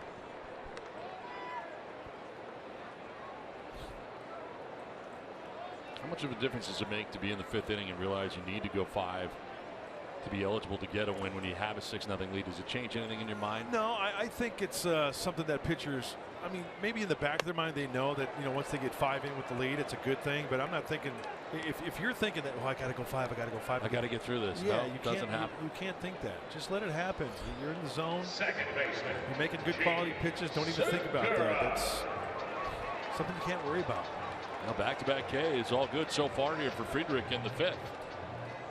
Gene Segura coming up 0 for 2 so far tonight for the Diamondbacks second baseman. He's grounded to short, reached on a fielder's choice. And for coaches and managers, with an audition like this or an opportunity for Friedrich, you like it when a team has to have tough decisions come time when guys come off the DL and stuff, right? Fly ball to right. Kemp moving over towards the line and now back to make the catch. It ends the inning. Friedrich has a nice 1-2-3 5th. It's 6-0 San Diego at the end of 5.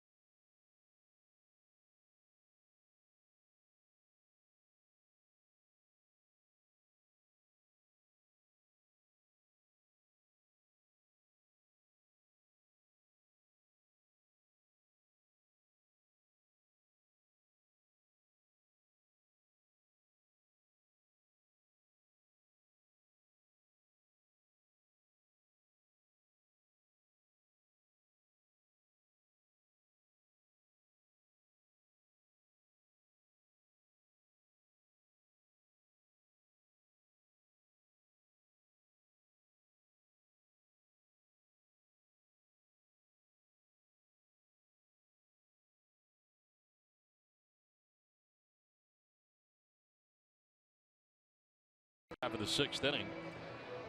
And Chip Hale making a change here. He's going to bring on his 3rd arm of the game after pinch hitting for his pitcher. It's like Colementor coming in. Josh Colementor is called up today. One of the many changes. Pitching change brought to you by El Cajon Ford.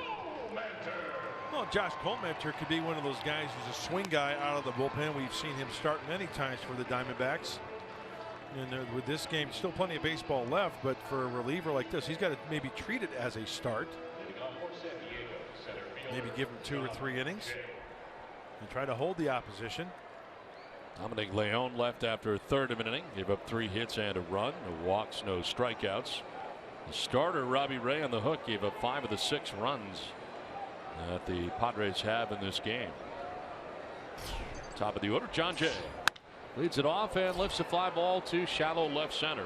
Chris Owings, the center fielder, makes the catch for the first out of the 6th inning. And we check in with Julie. Hey guys, well, it was 25 years ago today that this play happened, straight out of a movie. A 26-year-old Chip Hale sends this ball flying into right field, and there goes Rodney McRae right through the fence. Chip Hale, what he remembers about it, he said he was running the bases. He was very concerned for McRae's well-being, and then remembered, oh wait, I gotta run the bases and get as far as I can. He ended up getting a triple. That video was, I know there was no such thing as viral then, but it was everywhere. That was incredible. It was like on the network evening news. Yes. I remember seeing that. That was at Portland's Civic Stadium. Okay. I didn't know that. Yeah. In fact, Padres had their AAA team up there for a few years back in the day. Big ballpark to right field. You played there? Short porch, yes, in the PCL. Portland Beavers. They were the AAA farm team of the Philadelphia Phillies back in the day. And here it is again. It's worth it. Oh my goodness. Old time wooden fence out there, and you can see where it's just holding on barely. Wow. We got a triple out of that. I didn't know that. That was also new information for me. I didn't know we got a triple. I never knew that was Chip Hale. No, I didn't either. There's another thing I didn't know. Because that was always the focus was on McRae. Yeah.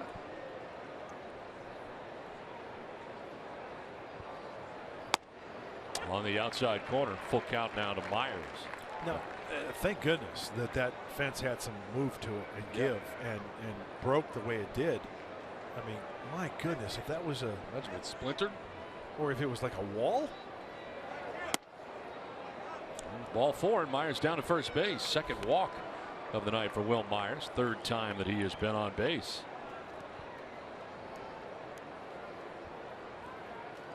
Well, last time Padres hit 3 home runs in an inning. Going to go back to 2008. It was against the Rockies.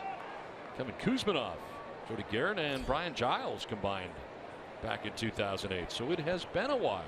Gosh, 8 years already? Yeah. Where did the years go?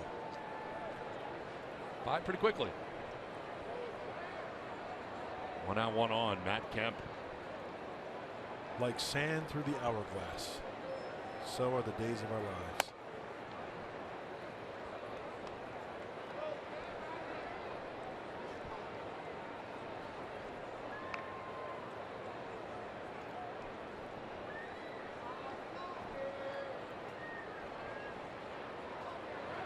That's a soap opera, by the way. I know. There's some I just choose to let go.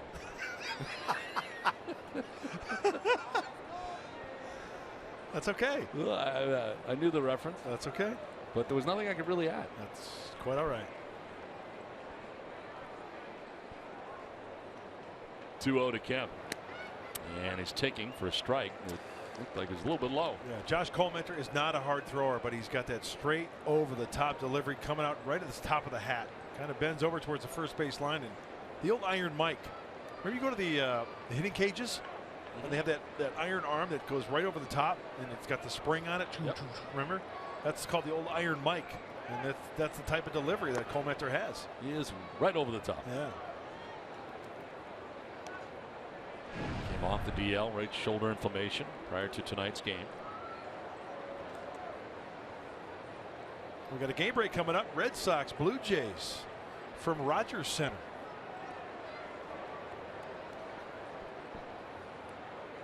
Those Red Sox making some noise in New England. They got the clubbers. Clubbers are clubbing. 3-1 pitch is into center field and a base hit for Kemp. Myers will round second and hold there as Matt Kemp picks up his 3rd hit of the night. That ball off the bat sounded like a cue ball off a tile floor. This ball is spanked. Second baseman. Like a little cutter. Crisp, clean, firm ground ball to the center fielder. Well, the tail of the tape on the home runs, the 3 that came in that inning. Kemp had 433 feet. Solarte's was 421 feet. And Norris tailed the tape 414. They combined for 1,268 feet worth of home runs. I like it. You like that? Yeah. The Giants are losing 3-1. Rockies have the lead there in the 8th in Colorado. Well, that game's far from over. Being in Colorado. Yep. Giants have won, what, 12 of the last 13 games. Just swept the Padres. Solarte's 421-foot home run. From the right side.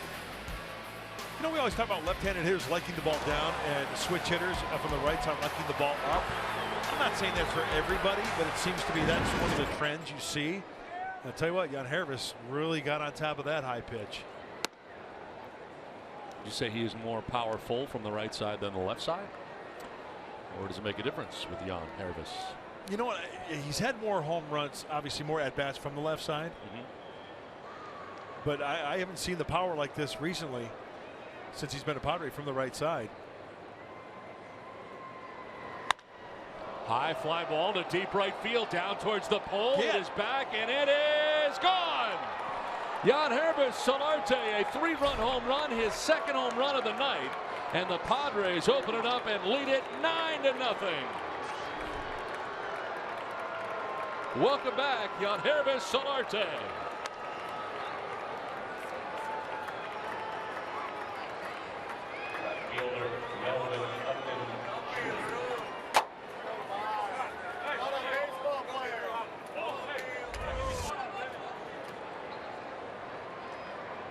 Changeup.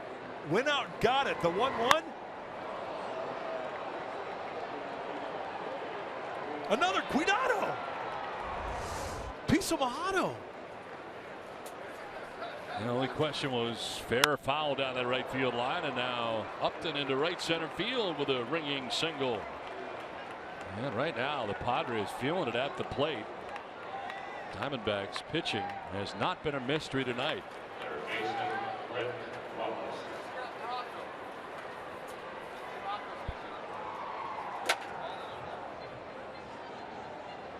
So Upton with a single gets his 2nd hit of the night. Both singles, both to center. Well, here's the Cuidado kid, Eduardo Ortega and Carlos Hernandez. Cuidado, Eddie.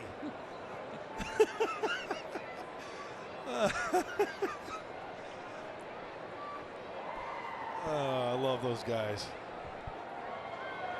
Every time I see Eduardo. Marcos, how are you feeling? He's killing me in the training room. He has been wearing me out. He is, that man's in good shape. Eduardo? You mean as far as like at the hotel gym? Yes, at the hotel gym. What's Eduardo, every morning he's on the elliptical. Right.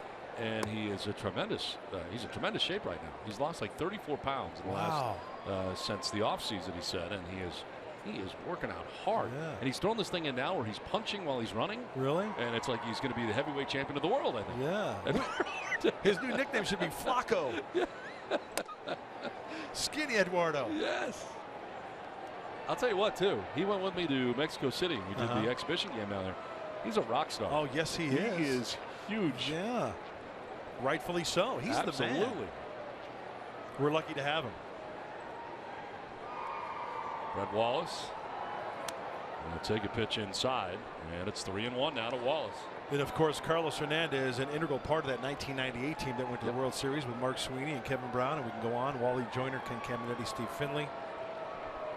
Carlos putting down the signs and working with that pitching staff back then.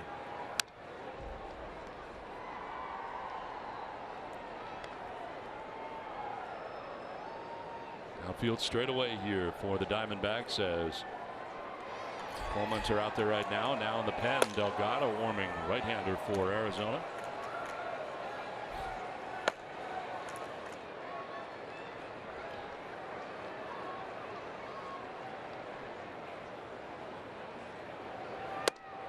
Up high, ball 4, and a walk allowed here to Brett Wallace. Second walk allowed by Colementor. Well, tonight's game is presented by Sony, the leader, 4K Ultra HD. Derek Norris coming up here for the Padres. And sending Wellington Castillo out there to talk to Colementor to give more time for Delgado to get ready, apparently. Yeah, and you know what? You keep the foot on the accelerator right here. You don't. There's no letting up. I've seen leads here diminish very quickly. A lot of baseball left here too. Top of the 6th inning. Yep. Norris part of the home run parade tonight for San Diego. His 2-run shot in the 5th. You know what else stinks, Don, as far as for the condition now that the Diamondbacks are in? Playing defense in a game like this. You're out there for a long time. Yep. 5th inning, 4 runs. This inning, 3 runs so far, and still only 1 out. Get back on your heels a little bit. 2-0.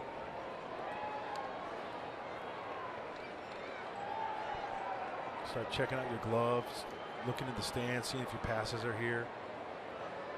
Pulling at your lip. Yeah. Did I leave the iron on?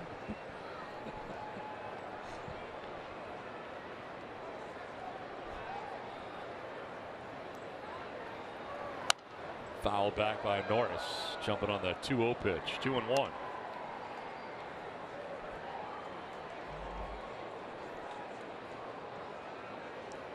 Norris, the 7th member of the Padres to bat here in the top of the 6th inning. 9-0 San Diego lead. 4 home runs tonight for the Padres. They continue to bat here in the 6th inning. Ground ball foul. Evens the count at 2-2.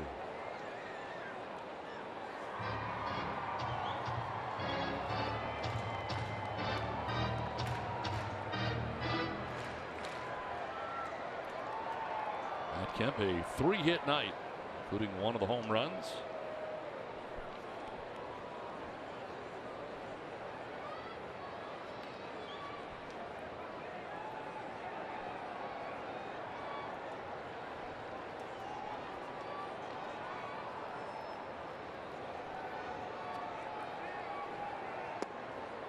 Down and in.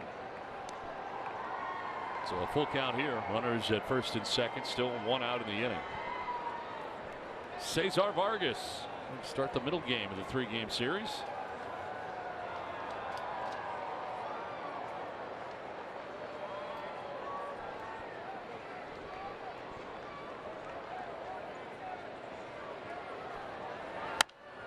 Fouled off to the right. Everybody in the starting 9 for the Padres has at least 1 hit in the ball game tonight.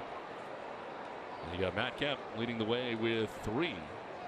And San Diego out hitting the Diamondbacks tonight 15-2. Hey, it's a good pick the stick night for all of us when everybody gets into the act. Yep.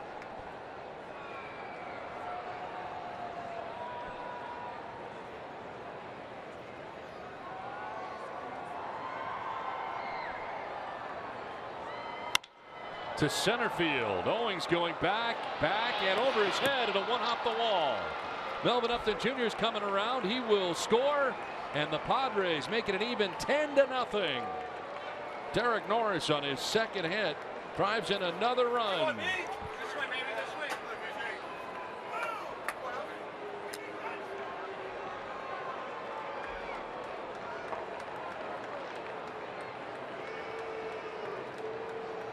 Chip Hale headed to the mound, and this was a hot shot line to center quickly over the head of Owings.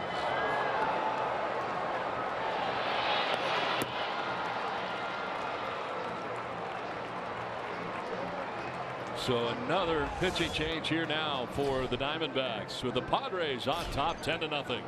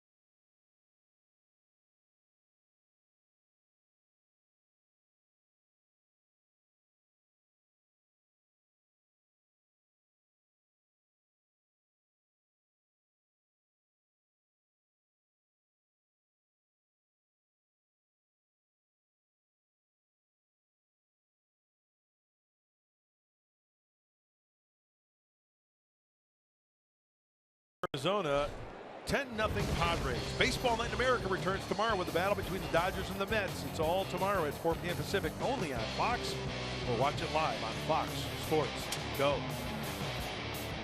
8th member of the Padres to bat in the inning is Alexei Ramirez, who takes a pitch down low. 10-0. Padres have the lead here. Continuing to bat, runners at second and third. It's already been a 4-run 6th inning. The pitcher is Randall Delgado. 4th arm used by Chip Hale in the ball game tonight. Boy, everybody that's been recalled for the Diamondbacks has just been They've not done well. Shaky. Yeah. Who's going to take charge for this Diamondback middle relief corps?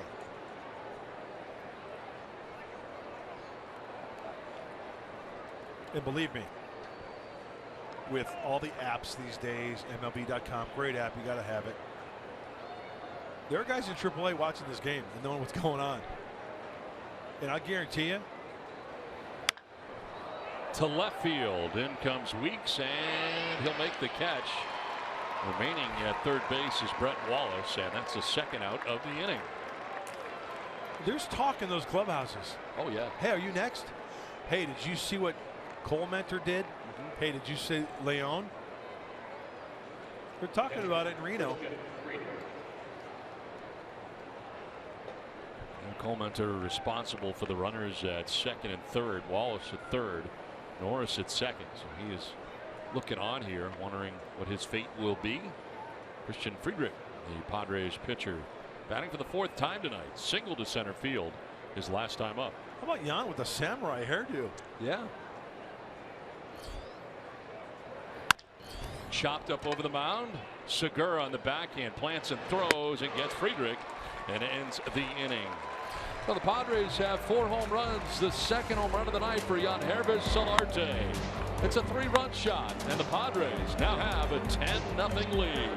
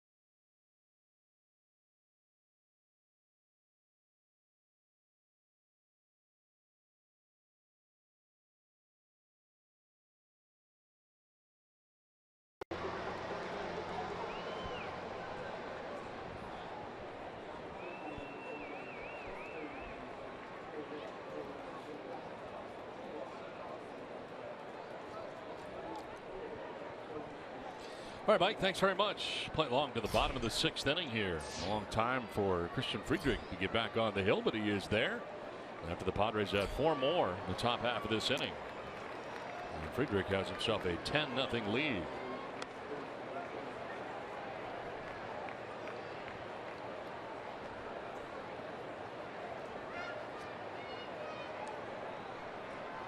The center fielder for the Padres, Travis Jankowski, has taken over for John Jay in center. As the pitch will miss outside. 10 runs, 16 hits. Wow. Now, the most hits, Padres have had 19 hits. That was back on April the 9th against Colorado. But well on their way right now. 16 on the night. Fly ball hit well the other way. Kemp hit it over towards the warning track to make the catch in the corner for the first out here at the bottom of the 6th inning. Well, Christian Friedrich getting that start. We talked about opportunities for the left-hander. Well, making Paul Goldschmidt look sick up there. And once again, getting ahead and then put him away. And then using a little defense, hockey suit. Second effort, they get him. He's been really burying pitches inside to the righties. The breaking ball's down and in. The fastball burying inside. He's got a lot of room to work with. That's right, folks. 10-0 San Diego here in the bottom of the 6th. One out of the 6th inning pinch hitter here. As Phil Goslin is pinch hitting for Paul Goldschmidt. With 1 out of the 6th inning, and the Diamondbacks down 10-0.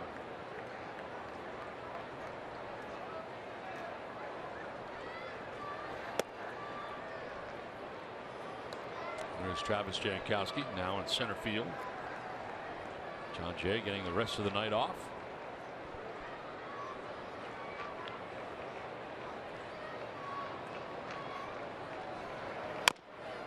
Chopped softly towards third. Wallace will have that one get by him. Kind of changed direction. And he went sliding onto the grass. So Goslin aboard at first base. Did you see that ball check up to the left? Yeah. And looked like it hit something and just took off. Brett Wallace committed to that high chopper. This ball well out of the reach of Brett Wallace.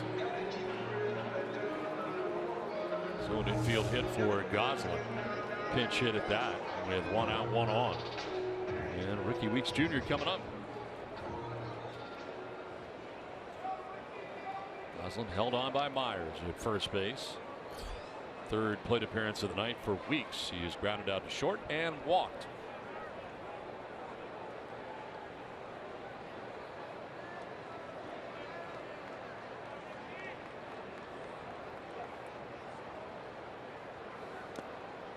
One thing it appears Friedrich has done tonight when he has missed, it has primarily been down. Yeah, and out of the zone and not over the heart of the plate. We talk about pitchers being wild in the strike zone. Not the case tonight for Christian.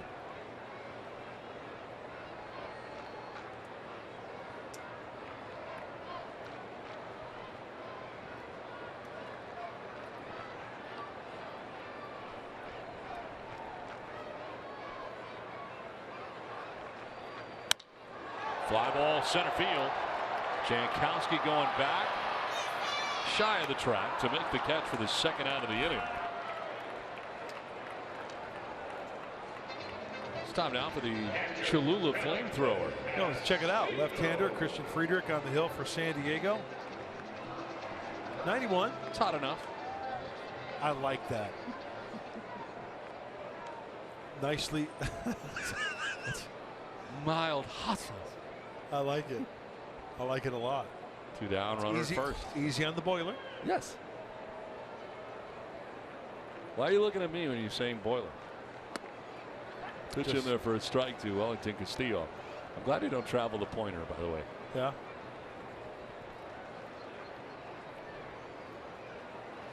You're not a fan of the pointer? No. Really? Why is that? I don't like it. Why is that? Because you point stuff out. Man, I don't like what you point out. Well, folks, I tell you what. You should have seen this guy out by the pool yesterday. It was a good day. Yeah. Great off day. Oh, there's the. I didn't think you traveled it. Ty? Boiler. It was was on full display at the pool yesterday for everyone to see. And once again, if you missed it, Ty Boiler. Oh, I gotta destroy that pointer. I didn't realize you had it. You were sweating bullets out by the pool yesterday. You know what? It's hot in the desert, as it turns out. Think? Yeah, a little warm. Shot left side. Ramirez and a nice pick on the half hop. Throw across in time to end the inning. We have played 6 tonight from the desert in Arizona. It's 10-0 Padres.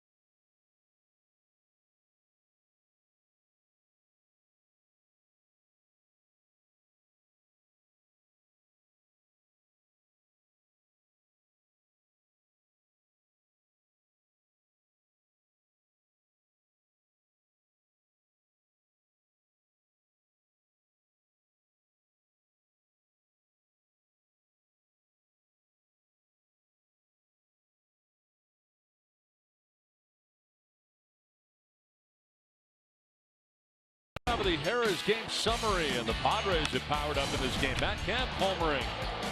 Got it started, then Yangervis Solarte homering as they went back-to-back in the 5th. Derek Norris, who did a 2-run home run, his 5th of the year. And then Yangervis Solarte had one more in him. A 3-run home run this time. That came in the 6th inning. And the Padres enjoying a 10-0 lead. 4 home runs, 2 for Solarte, and a well-pitched ball game. 6 shutout innings tonight from Friedrich. Everything's clicking tonight for San Diego. The pitching, Padre hitters hitting some mistakes, working some counts too, fouling off some pitches. Travis Jankowski batting for the first time. He'll go the other way to left field for a base hit. So he joins the hit parade now. 17 hits for San Diego. Travis Jankowski not going to waste any time to maybe get into the hole against Delgado, because Delgado's got a live arm. He's got some good stuff. First pitch fastball taken it the opposite way. Nice to see Freddie aboard.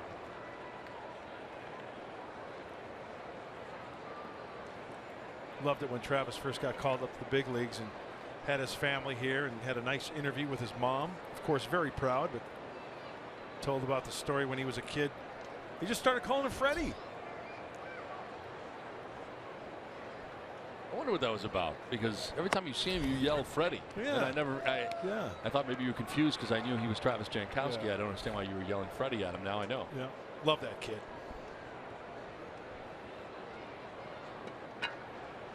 Will Myers batting, down on the count 0-1. I think his mom said he just looked like a Freddie. Yeah. I mean, I could be wrong, but I remember we talked to his mom and his family. And as a kid, you get stamped with a nickname. That's it. It's all over. Did you have one growing up as a kid? I really didn't. No? No.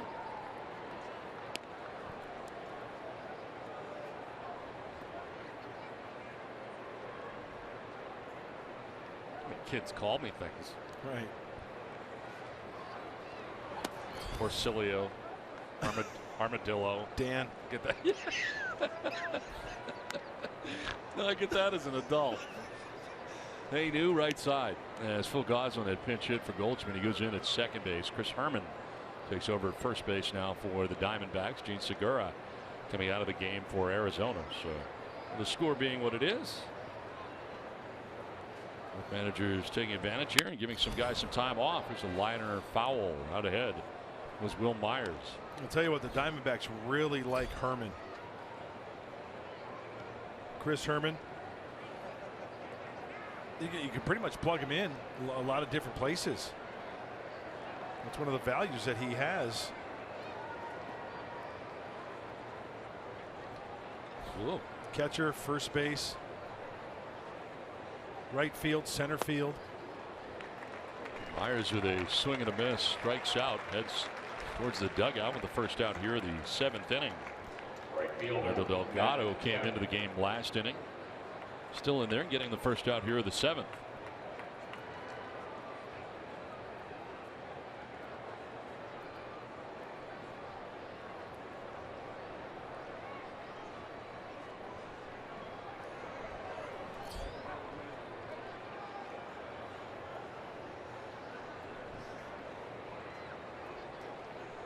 One down, one on, and a pitch outside. Matt Kemp, 3 hits in the game tonight, a single, a home run, and another single. He scored 2 runs. The home run for Kemp is 11th of the year.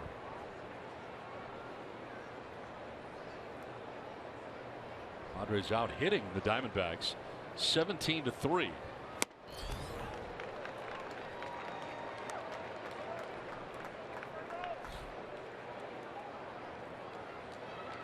There you go.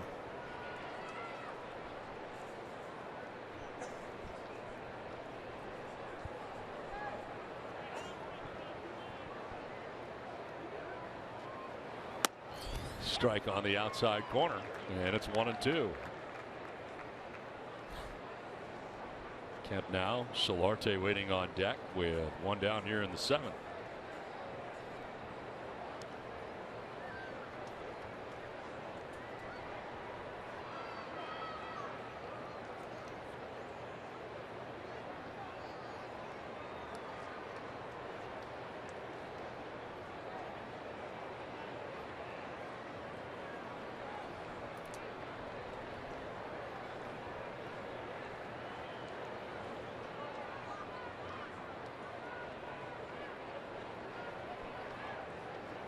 Kemp waiting on a 1-2 pitch. See if he tries to go out of the zone here, make him chase. See, everything's down. And he did on a pitch, down again. Back-to-back Ks now for Delgado. It's time down for the Bill Howe plays of the game. Yangervis Solarte. Couple of home runs, 1 to left and 1 to right. Both sides of the plate tonight.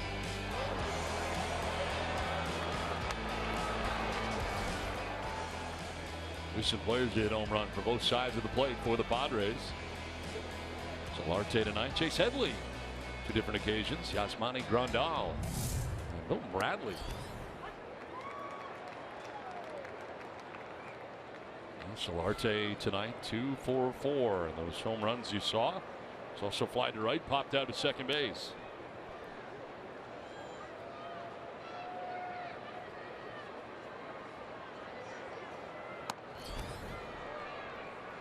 Outside, and it's a ball and a strike.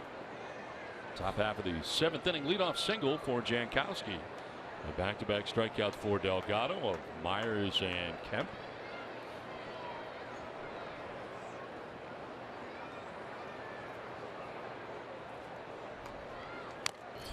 Tap foul, 1-2. Did you see how Yangervis just kind of felt for that pitch? He came out of his shoes. I was being sarcastic. His shoes nearly came untied on that swing.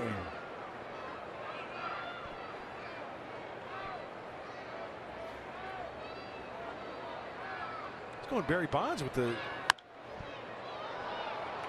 With his hands? I saw that. Did you see that? Yeah. You had 2 home runs in the game, and all of a sudden you're Barry Bonds. Yeah. Very reminiscent of Barry Bonds. Yeah. He set up with his hands. Well, if you're thinking about 3 home runs, Padres with 3 home runs in a single game. Our own Steve Finley couple of different times. Ken Caminiti, Brett Boone, Phil Nevin, Nate Colbert.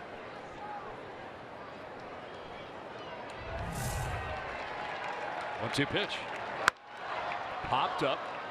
From short comes Ahmed. He'll make the catch. It ends the inning. 7th inning stretch tonight from Arizona. It's been all San Diego on top 10-0.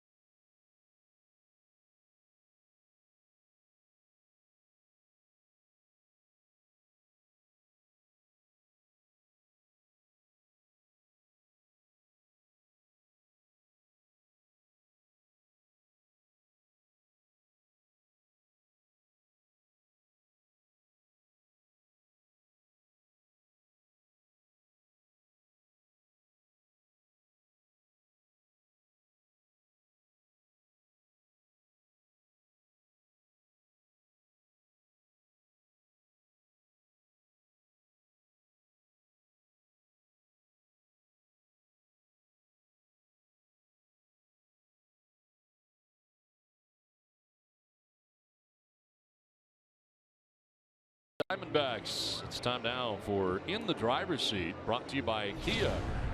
And Christian Friedrich has been very good in this ball game tonight. 6 innings, 3 hits, no runs. He's walked a batter and struck out 5. A very good job tonight. Yeah, it's nice to see a Padre in that driver's seat. It's been a while since we've seen that, but you know, he's in a groove right now, and he's got to have the same intensity as if it's 0-0. He's got 10 runs to work with. That's right, 10 runs, 17 hits for San Diego. First night in the desert, nice way to set the tone of this 3-game series.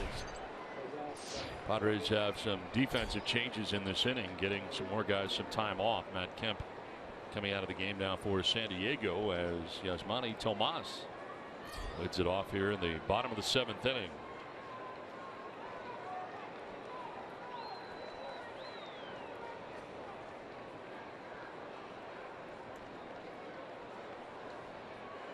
Tomas 0 for 2. He's grounded out twice in the game.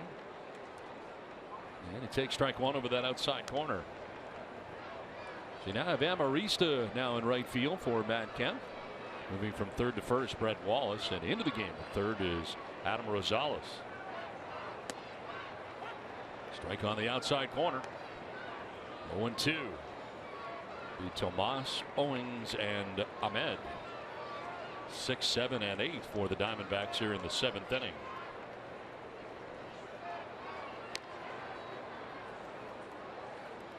You know what I like here at Chase Field? What's that? In the outfield, they have both lineups posted at all times. I like that. I do too. And they also have the defense when the Padres are on defense like they are now. They have the defense up on the big screen. There's the lineup for the Diamondbacks. So with all the changes, you can just go along with that. And then on the big screen out in center field, they have the defensive alignment for the team playing defense. There you go. I like the board here. Very big. Yeah. But I agree with you. I like having the lineup. They have one in right center and one in left center.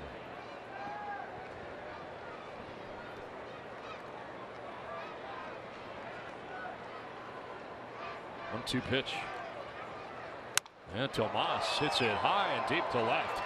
Upton is back there with the room, and he'll make the catch for the first out of the 7th inning. We'll send it down to Julie.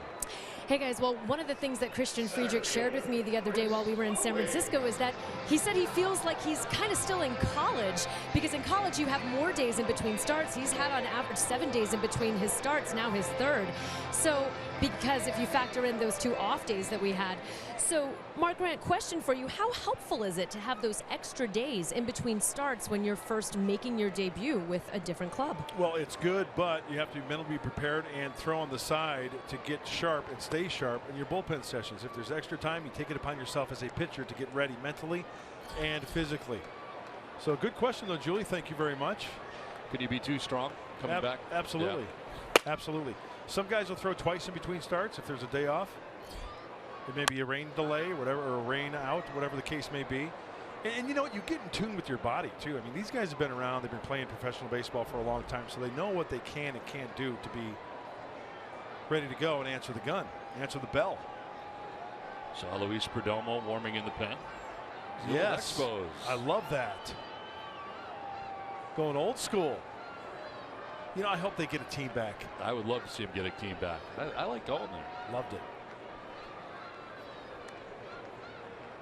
They've been having exhibition games there at the end of spring training each of the last 3 years. The Blue Jays have been going there to play games and been selling those out on a regular basis. I think the biggest problem is they need another stadium. Olympic Stadium is not good in the end. No, it wasn't. They need a quaint little intimate stadium there. Maybe about, what, 35, 40,000? To short, Ramirez. Low throw, but it's dug out by Wallace. Well, Friedrich not only doing it offensively, but defensively in this game. Gets him by a half step.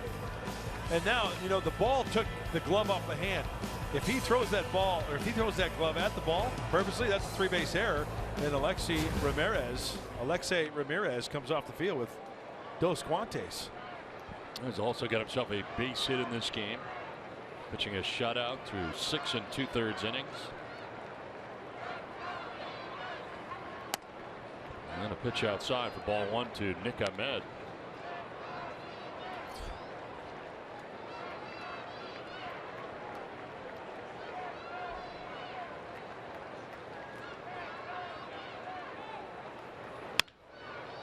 Down the third baseline, but foul.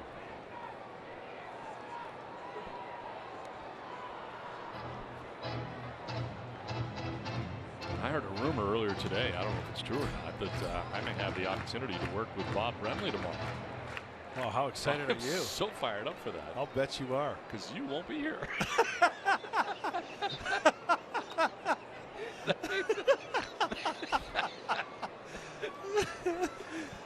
I guess you'll be back, though. I think it's only for an inning. Yeah. But I was excited about it. There he is, the former manager. Yeah. Of the world champion Diamondbacks. Love that guy. One of my best friends in the game. Yeah, I didn't know that he caught you your first major league game. Yep. He was great. What a great teammate. 2-1 fouled off to the right. From Coshocton, Ohio, Bob Brenly. Bet you he doesn't have a pointer. You can take you and your pointer and go to Arizona. So I'll be with Steve Berthiaume? Yes. With your pointer. And I'll be with Bob Brenly. I'm going to break out the pointer. That's great. 2 down here in the 7th.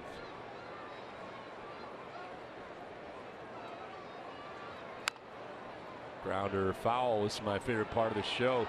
Hey, can you do anything with the broadcast that you want to do? Or no? What? Well, Donald, this copyright telecast is presented by authority of the San Diego Padres. It may not be reproduced or retransmitted in any form, and the accounts and descriptions of this game may not be disseminated without the express written consent of the San Diego Padres, if that's what you're asking. Yes, I guess you can't, really. Can't do it. Not without the express written consent. Right. 2-2 to Ahmed. Fly ball right center. Jankowski calling and catching out number 3. Played 7 from the desert in Arizona. Padres on top 10-0.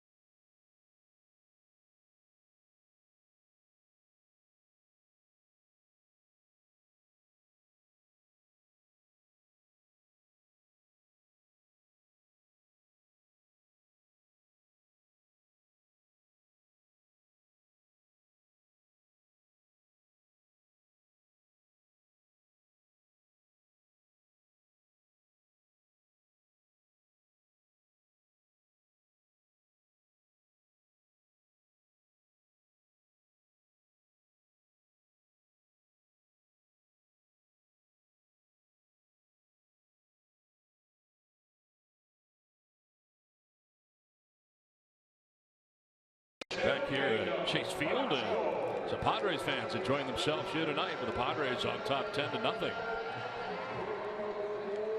And coming up to lead it off is Melvin Upton Jr. against a new Diamondbacks pitcher. A fifth arm of the night used by Chip Hale. Savino Bracco into the game now for Arizona. Well, the splits, very different splits. Righties 316, lefties 147. His 19th game, and this is at actually numbers at Reno. So kind of tough to pitch in Reno. Ball kind of has a tendency to fly there as well. High elevation. The biggest little city in the world, Reno. Never been.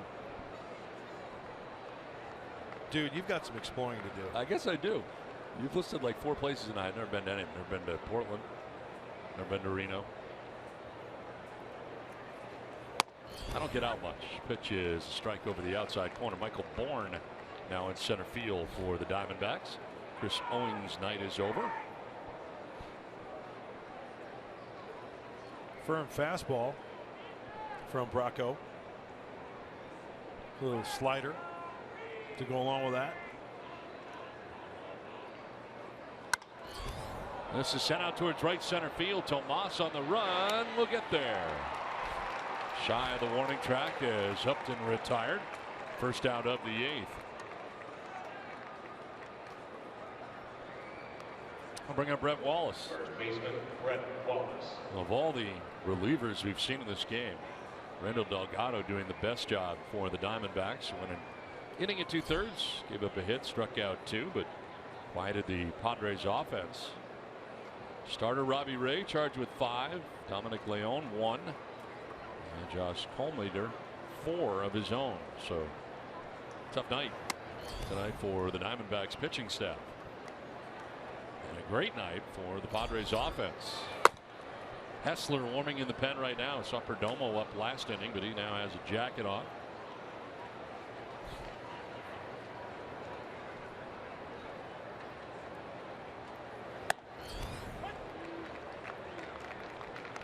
Wallace tonight has struck out twice, singled to left, and last time up walked. Padres with 17 hits and 10 runs. Hitting the Diamondbacks 17-3.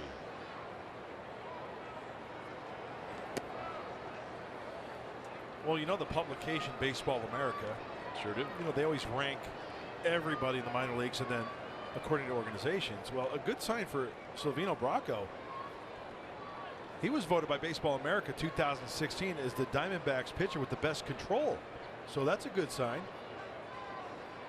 It's just a matter of like that pitch there, right? Good quality pitch outside corner. Now there's a difference between control in the zone or on the corners. According to the Diamondbacks and Baseball America, this kid's got some pretty good control. Can he translate it at the major league level? Shifting on the right side are the Diamondbacks here on Brett Wallace. And Wallace strikes out looking. Second out here of the 8th. And froze him. Ended up being a pretty good pitch.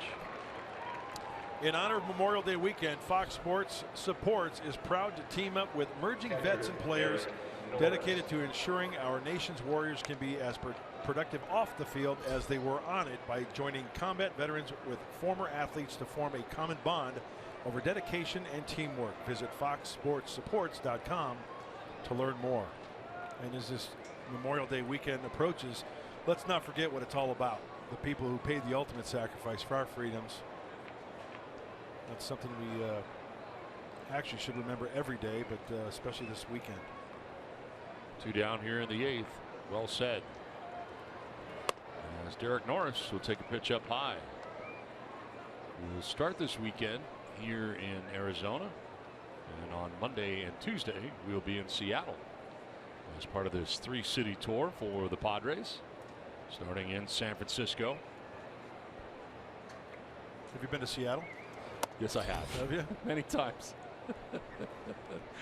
Yeah, I've been there. Used to be twice a year. It's only once a year now, but get there a lot. I like Safeco Field. Love Seattle. Very nice. Nice city. Hey, you know what? The legacy and the The love for Tony Gwynn continues, and that's something we probably are going to see for the rest of our lives, are people donning the Padre jersey. We've seen 2 tonight so far with the number 19 on the retro Padre jersey. As I mentioned, Padre fans travel well over here to Phoenix to root their Padres.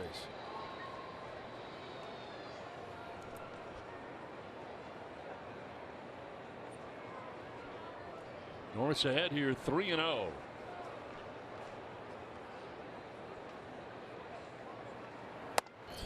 And he takes ball 4, a 2-out walk. Second time he has walked in the game tonight. 4th time that he's been on base. First walk allowed by Blanco in the game. There's another one. Shortstop, Alexei Ramirez.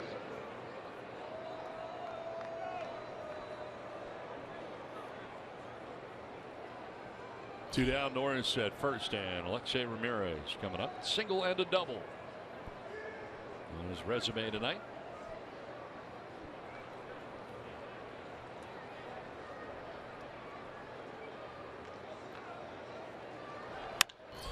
Driven towards left center field. On the move is Weeks, and he'll make the catch and ends the inning. Padres retired in the top of the 8th, but enjoy a 10-0 lead.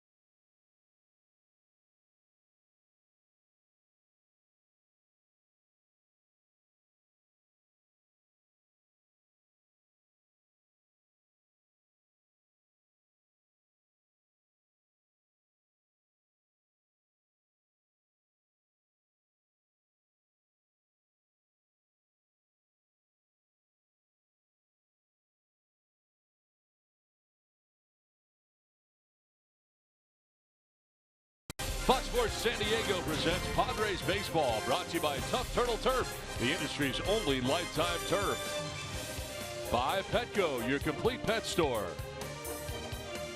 And by your San Diego County Lexus dealers.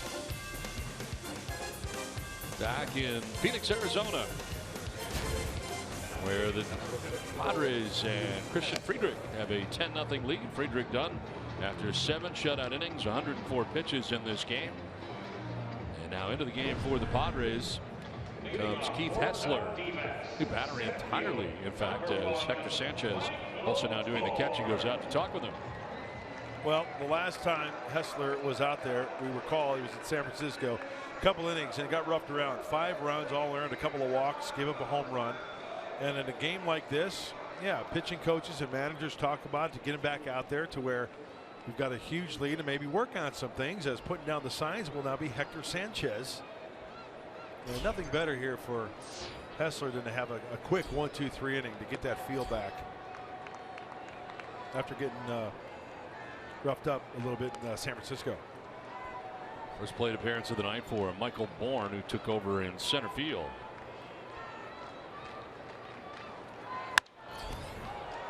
Fly ball foul off to the left out of play. He's made 4 starts and hit safely in all of those starts. He'd been designated for assignment by the Atlanta Braves April 2nd. Signed to a minor league contract with Toronto, then released by Toronto April 22nd. Diamondbacks picking him up and bringing him up after playing some games in Double-A Mobile, Alabama. 7 games. And he will strike out looking. So Hessler gets him for the first out here in the 8th. A good sign there. Made short work of Michael Bourn.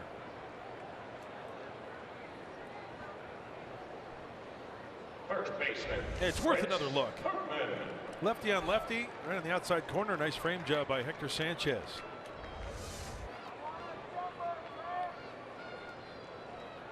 One down for Chris Herman. Herman took over at first base. Paul Goldschmidt getting the rest of the night off after the Padres broke it open. .297 average for Herman. 5 homers, 19 runs batted in. Soft liner just out of the reach. And at second base of Solarte, and that's into right field. A base hit for Herman with 1 out here in the 8th. Good bid by Jan Hervis, but just out of his reach.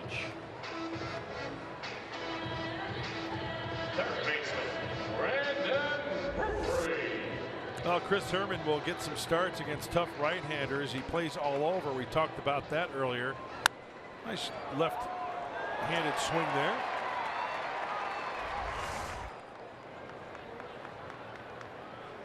One out, one on. Brandon Drury, the batter. Driven to deep left field for Drury. Upton looking up, and that is gone. 2-run home run for Drury. First runs of the night for the Diamondbacks.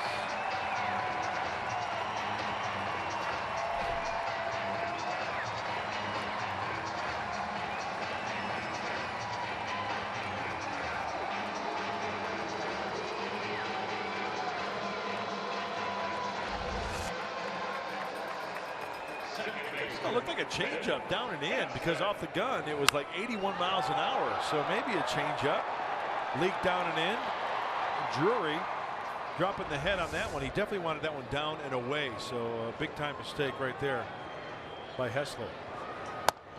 Now Phil Goslin singled his first time up, pinch hit in the 6th inning.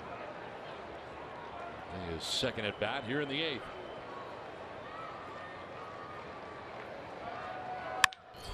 Sharply hit, step to his left. Alexi Ramirez has got it. 2 down in the 8th. Oh, I remind you to join us tomorrow. A little later start tomorrow. Join us at 6:30. Zach Greinke getting the start. It'll be his 11th of the year. 5-3. 4.59 earned run average. Against Cesar Vargas. 7th start. Still looking for his first major league win.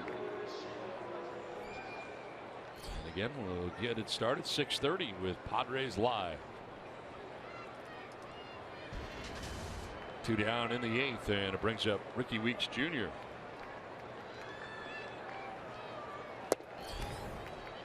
He was grounded to short, walked, and flied out to center field.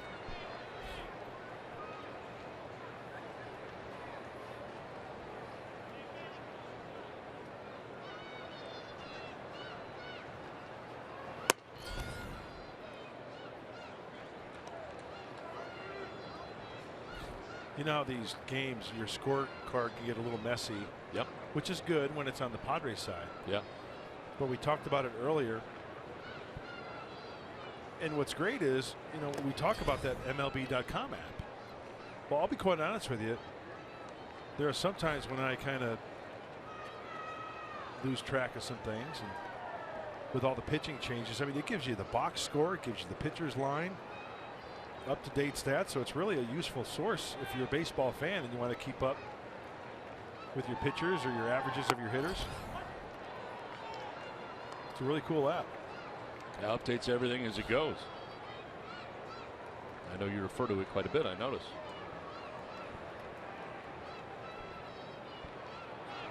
3-1 pitch. Shift on and caught in the air. Solarte wasn't entirely sure. Took a look at the umpire, but he did catch it. That is the end of the inning. 2-run home run for Brandon Drury, but it's 10-2 Padres.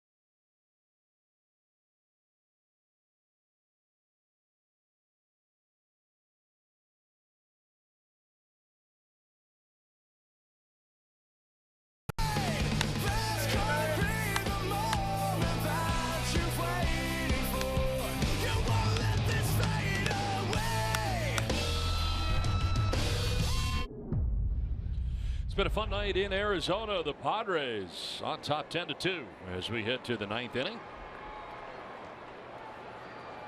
10 runs, 17 hits bagged out tonight by San Diego. Padres have left 10 men on base. 2 runs, 5 hits, no errors for the Diamondbacks. They've left 5. And we go to the top of the 9th inning. Victor Sanchez leading it off.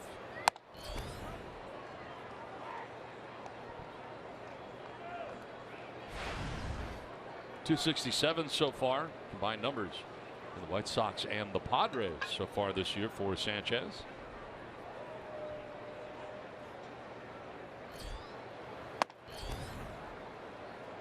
Bracco back on the mound again. Silvino Bracco walked Derek Norris with 2 outs in the 8th, but then got Alexei Ramirez to fly out to left. Pretty event-free 8th inning, so back out for the 9th. 2-0 pitch. Sanchez popping it up. Foul off third. Drury going as far as he can, but he won't have a play.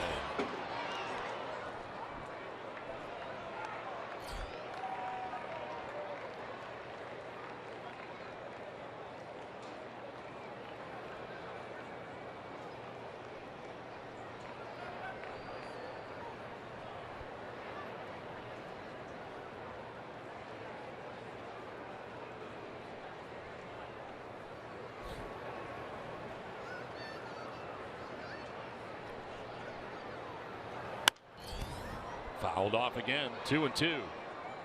Bracco working at 94 miles an hour.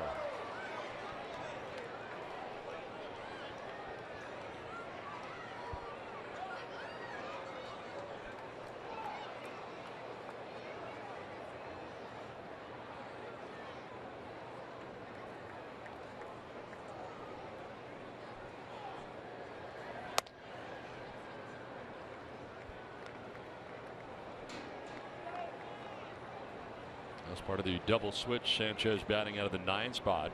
Christian Friedrich ended up with a base hit tonight. It's 1 for 4 at the plate. Fly ball to shallow right. Out goes Goslin, the second baseman, and he'll make the catch for the first out of the 9th inning. Let's review our keys to the game, brought to you by your San Diego Honda dealers. All right, well, my first key was, hey, chase Ray early, 4 2/3, 9 hits, 5 runs. Judges? That's pretty good. Nice. Oh, I'm sorry, I messed up the bell. That's all right. And I don't let Goldschmidt beat you. 1 for 2 with a single. Judges? Oh, nice. I feel pretty good about myself tonight. Does that happen before? That bell ringing? I think that's new. I didn't know. We had to pay a little extra to get that. I messed up the first one. I didn't know it was coming, but I was okay the second time. I let it run. That's all right. I'm learning the show as I go. Travis Jankowski with 1 out. I love the sound effects. It's awesome. Big fan. See? Or I like the one of the game show when it goes. It's got the horns. Yeah. I like the buzzer. I think the buzzer is cool. Yeah. This was fouled off to the left. In fact, I think every time you make a wrong prediction, they should have that buzzer. I'm cool with that. Okay. I'll take the good with the bad. All right. Did I tell you how much I'm looking forward to seeing Bob Brenly tomorrow? I think you did. Yeah, 1 out. I'm going to talk to him before he comes over. Oh, here. no. There's a strike, 2-2. There he is. There he is. He doesn't have a pointer. One of the best in the business. That's a winner. Doesn't have a pointer.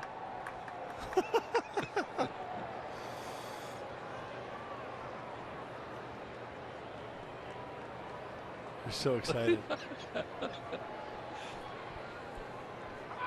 2-2 pitch. Lined into center field, and Jankowski is 2 for 2. He came in to pitch hit in the 7th, single to left. Now he's got a 1 out, single to center. His top spot in the order has been very good. John Jay had 2 hits before he left, so 4 hits out of the leadoff spot tonight for Padres hitters. And for the first time tonight, we'll see Adam Rosales Taking over defensively at third base. Why don't you go ask Bob Brenly about that replay? Don't pout. It's okay. I'm not. Yeah. No, I'm not. Come on. You know me by now. Just because I like the buzzer. Love the buzzer.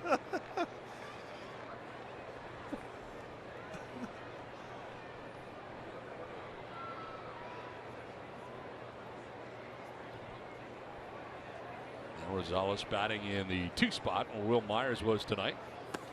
Myers had gotten on 3 times, 2 walks and a single while Will was out there. You know, even games like this, as a pitcher, you got to go out there and pitch like it's 0-0. You got to have the same intensity. You can't let the game get away from you. You've got an ERA to worry about. You've got an opponent's batting average to try to lower. Fly ball right field. Tomas makes the catch for the second out of the top of the 9th inning. The top 3 hitters in the Padres order tonight, 7 for 15. Scoring 5 runs. The guys at the top doing the damage.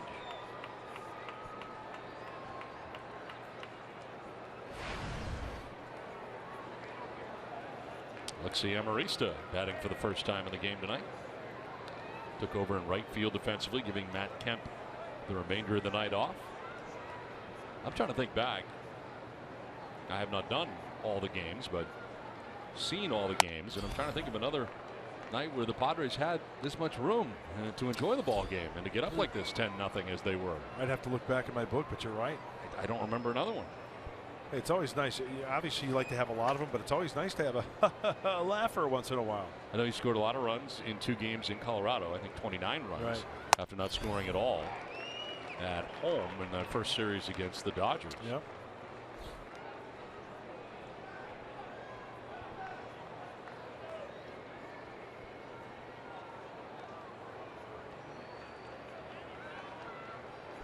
On a strike here to Amarista. Jankowski at first, 2 down in the inning. And that's a strike over the outside corner. Cesar Vargas getting ready, scouting these Diamondbacks. He'll be on the hill tomorrow night.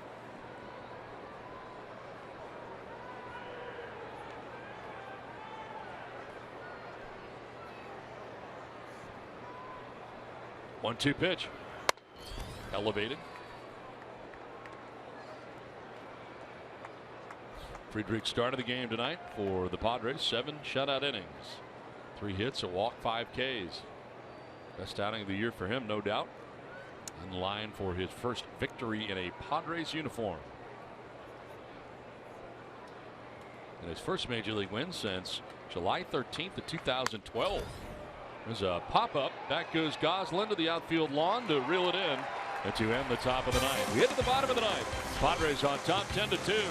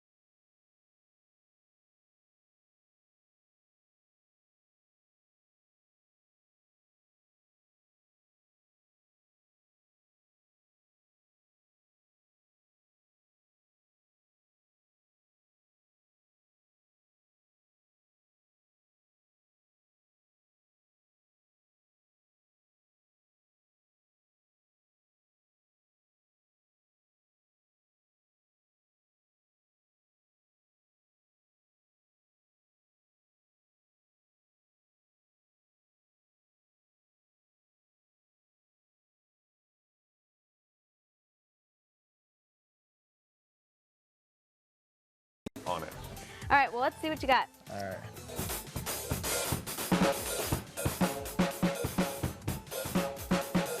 Who is the best golfer in the clubhouse? I think Thornton's pretty good. Yeah. Shields claims he's good. So humble, so none of you guys. Oh, definitely not. Yeah, I'm not up there. Well, that was a sneak peek of tonight's Best of Padres POV, presented by Sycuan Casino, coming up after Padres Live on Fox Sports San Diego. Well, new pitcher Luis Perdomo into the game now for the Padres. Well, like Keith Hessler had an inning to work with. He gave up 2 runs. Now Luis Perdomo trying to seal the deal here in game 1 of the series. Boy, the Padres, if they ever needed the bats to bust out, tonight's a good night. So hopefully Luis Perdomo can have a quick inning here as Christian Bethancourt will go out and play left field. How about that? Left field action for Bethancourt. Well, remember, he took fly balls and grounders back at Petco in right field prior to the game. And they decided to scratch that idea after that happened. But here he is in left field for the bottom of the 9th. Wellington Castillo will take a pitch downstairs from Luis Perdomo. And tonight, Padres with 10 runs. Yangervis Solarte with 2 home runs in the game. 4 RBIs. For Solarte, his second 2-home run game. First last year, August 3rd against Milwaukee. The 4 RBIs he has in the game ties a career high as well. He's done that 4 times previously. So a big night tonight for Yangervis. There's a strike. 2-1 now to Castillo.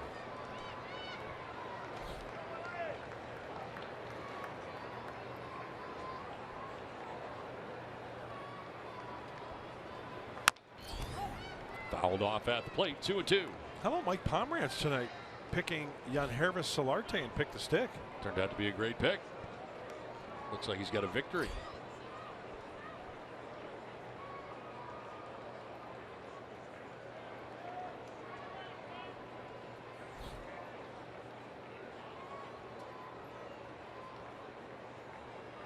Wow. 14 pick the stick points tonight for Mike Pomerantz. Who did you have? That's a good question. Brett Wallace. I totally forgot. All right. So Brett, he had a hit and a walk. You're even. So I mean 0. Yeah, even usually means 0. Oh, that's not Bob good. Brownlee will describe it to you tomorrow night. Anyway, I can't wait. I had Derek Norris. I had a pretty good night after the strikeout in the second. A walk, 2-run shot, double RBI, and a walk. So what is that? Total points? I don't know. Swing and a miss, and Perdomo strikes out Castillo for the first out of the 9th inning. Well, time now for the Carl's Jr. star of the game, and a well-pitched ball game tonight by Christian Friedrich. Oh, he had it working done. You know, the first thing I noticed about Friedrich tonight, not afraid to bury the pitches inside to the right-handed hitters. That time he got Goldschmidt with a fastball up and away, but breaking balls down and in, avoiding the sweet spot. And a little defense his way as well. Knocking it down in the second effort, getting them. There's that fastball down and in for the strike. Going up and out of the zone by design. That's a good night in the big leagues for Christian Friedrich. One down here in the 9th, and it brings up Tomas. He'll chop one foul outside of third.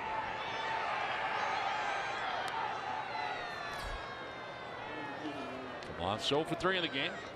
He's grounded to short, grounded out to first, and flied out to left. I think he went. He did. Home plate umpire Brian Knight agreed. 0-2.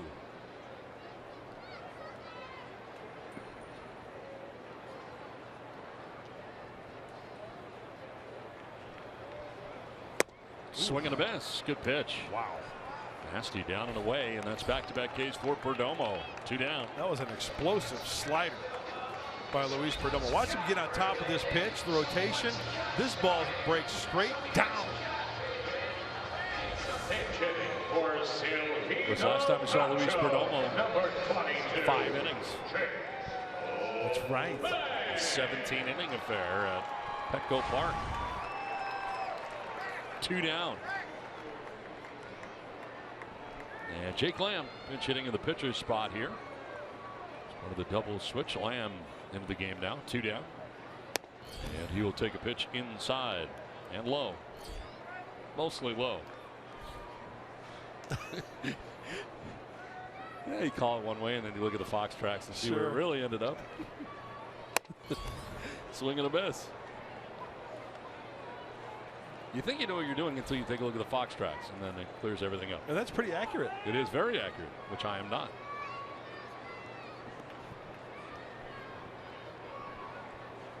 Two outs, bases empty. And a pitch outside, framed there by Hector Sanchez. See, I watched the game, the pitch on the monitor. You watch live. See? I watch live. And then if the ball's put in play, then I direct my attention out to watch the fielders the way they're reacting. I actually kind of do both. And I'll tell you why. Because when there's a guy on base, I can't see him running if I'm looking only at the monitor. That makes sense. So I have to know when the guy first is running. So perfect sense. That's why I'm there. But I go back and forth.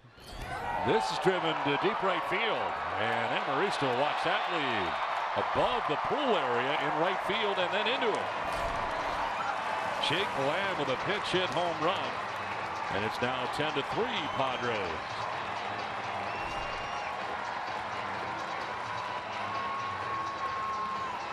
Second home run of the night for the Diamondbacks.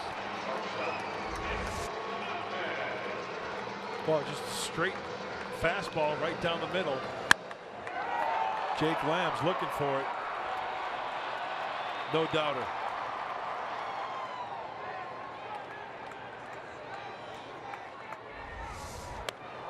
Look out. Pitch inside, and that got him. So Ahmed, who has just been hit in the face recently in Pittsburgh. Now this one up and in.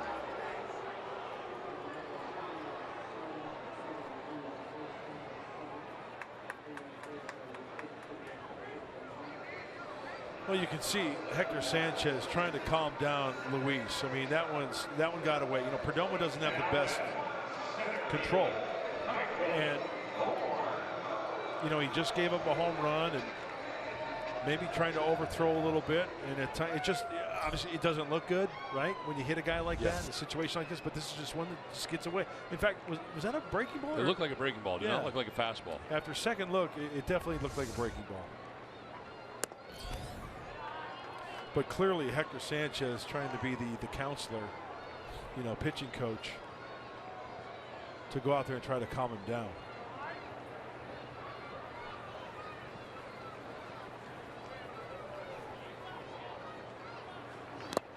Bouncing in, 2-0.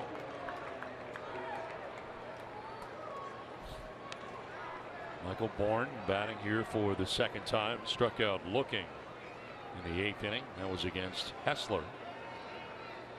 Now facing Perdomo.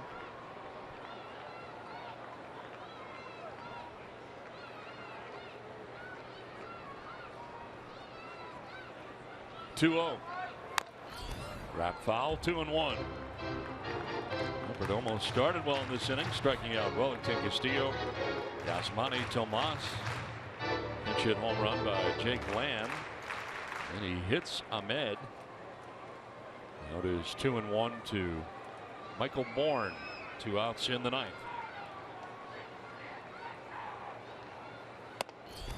Strike call. 2-2. Bourn didn't think so.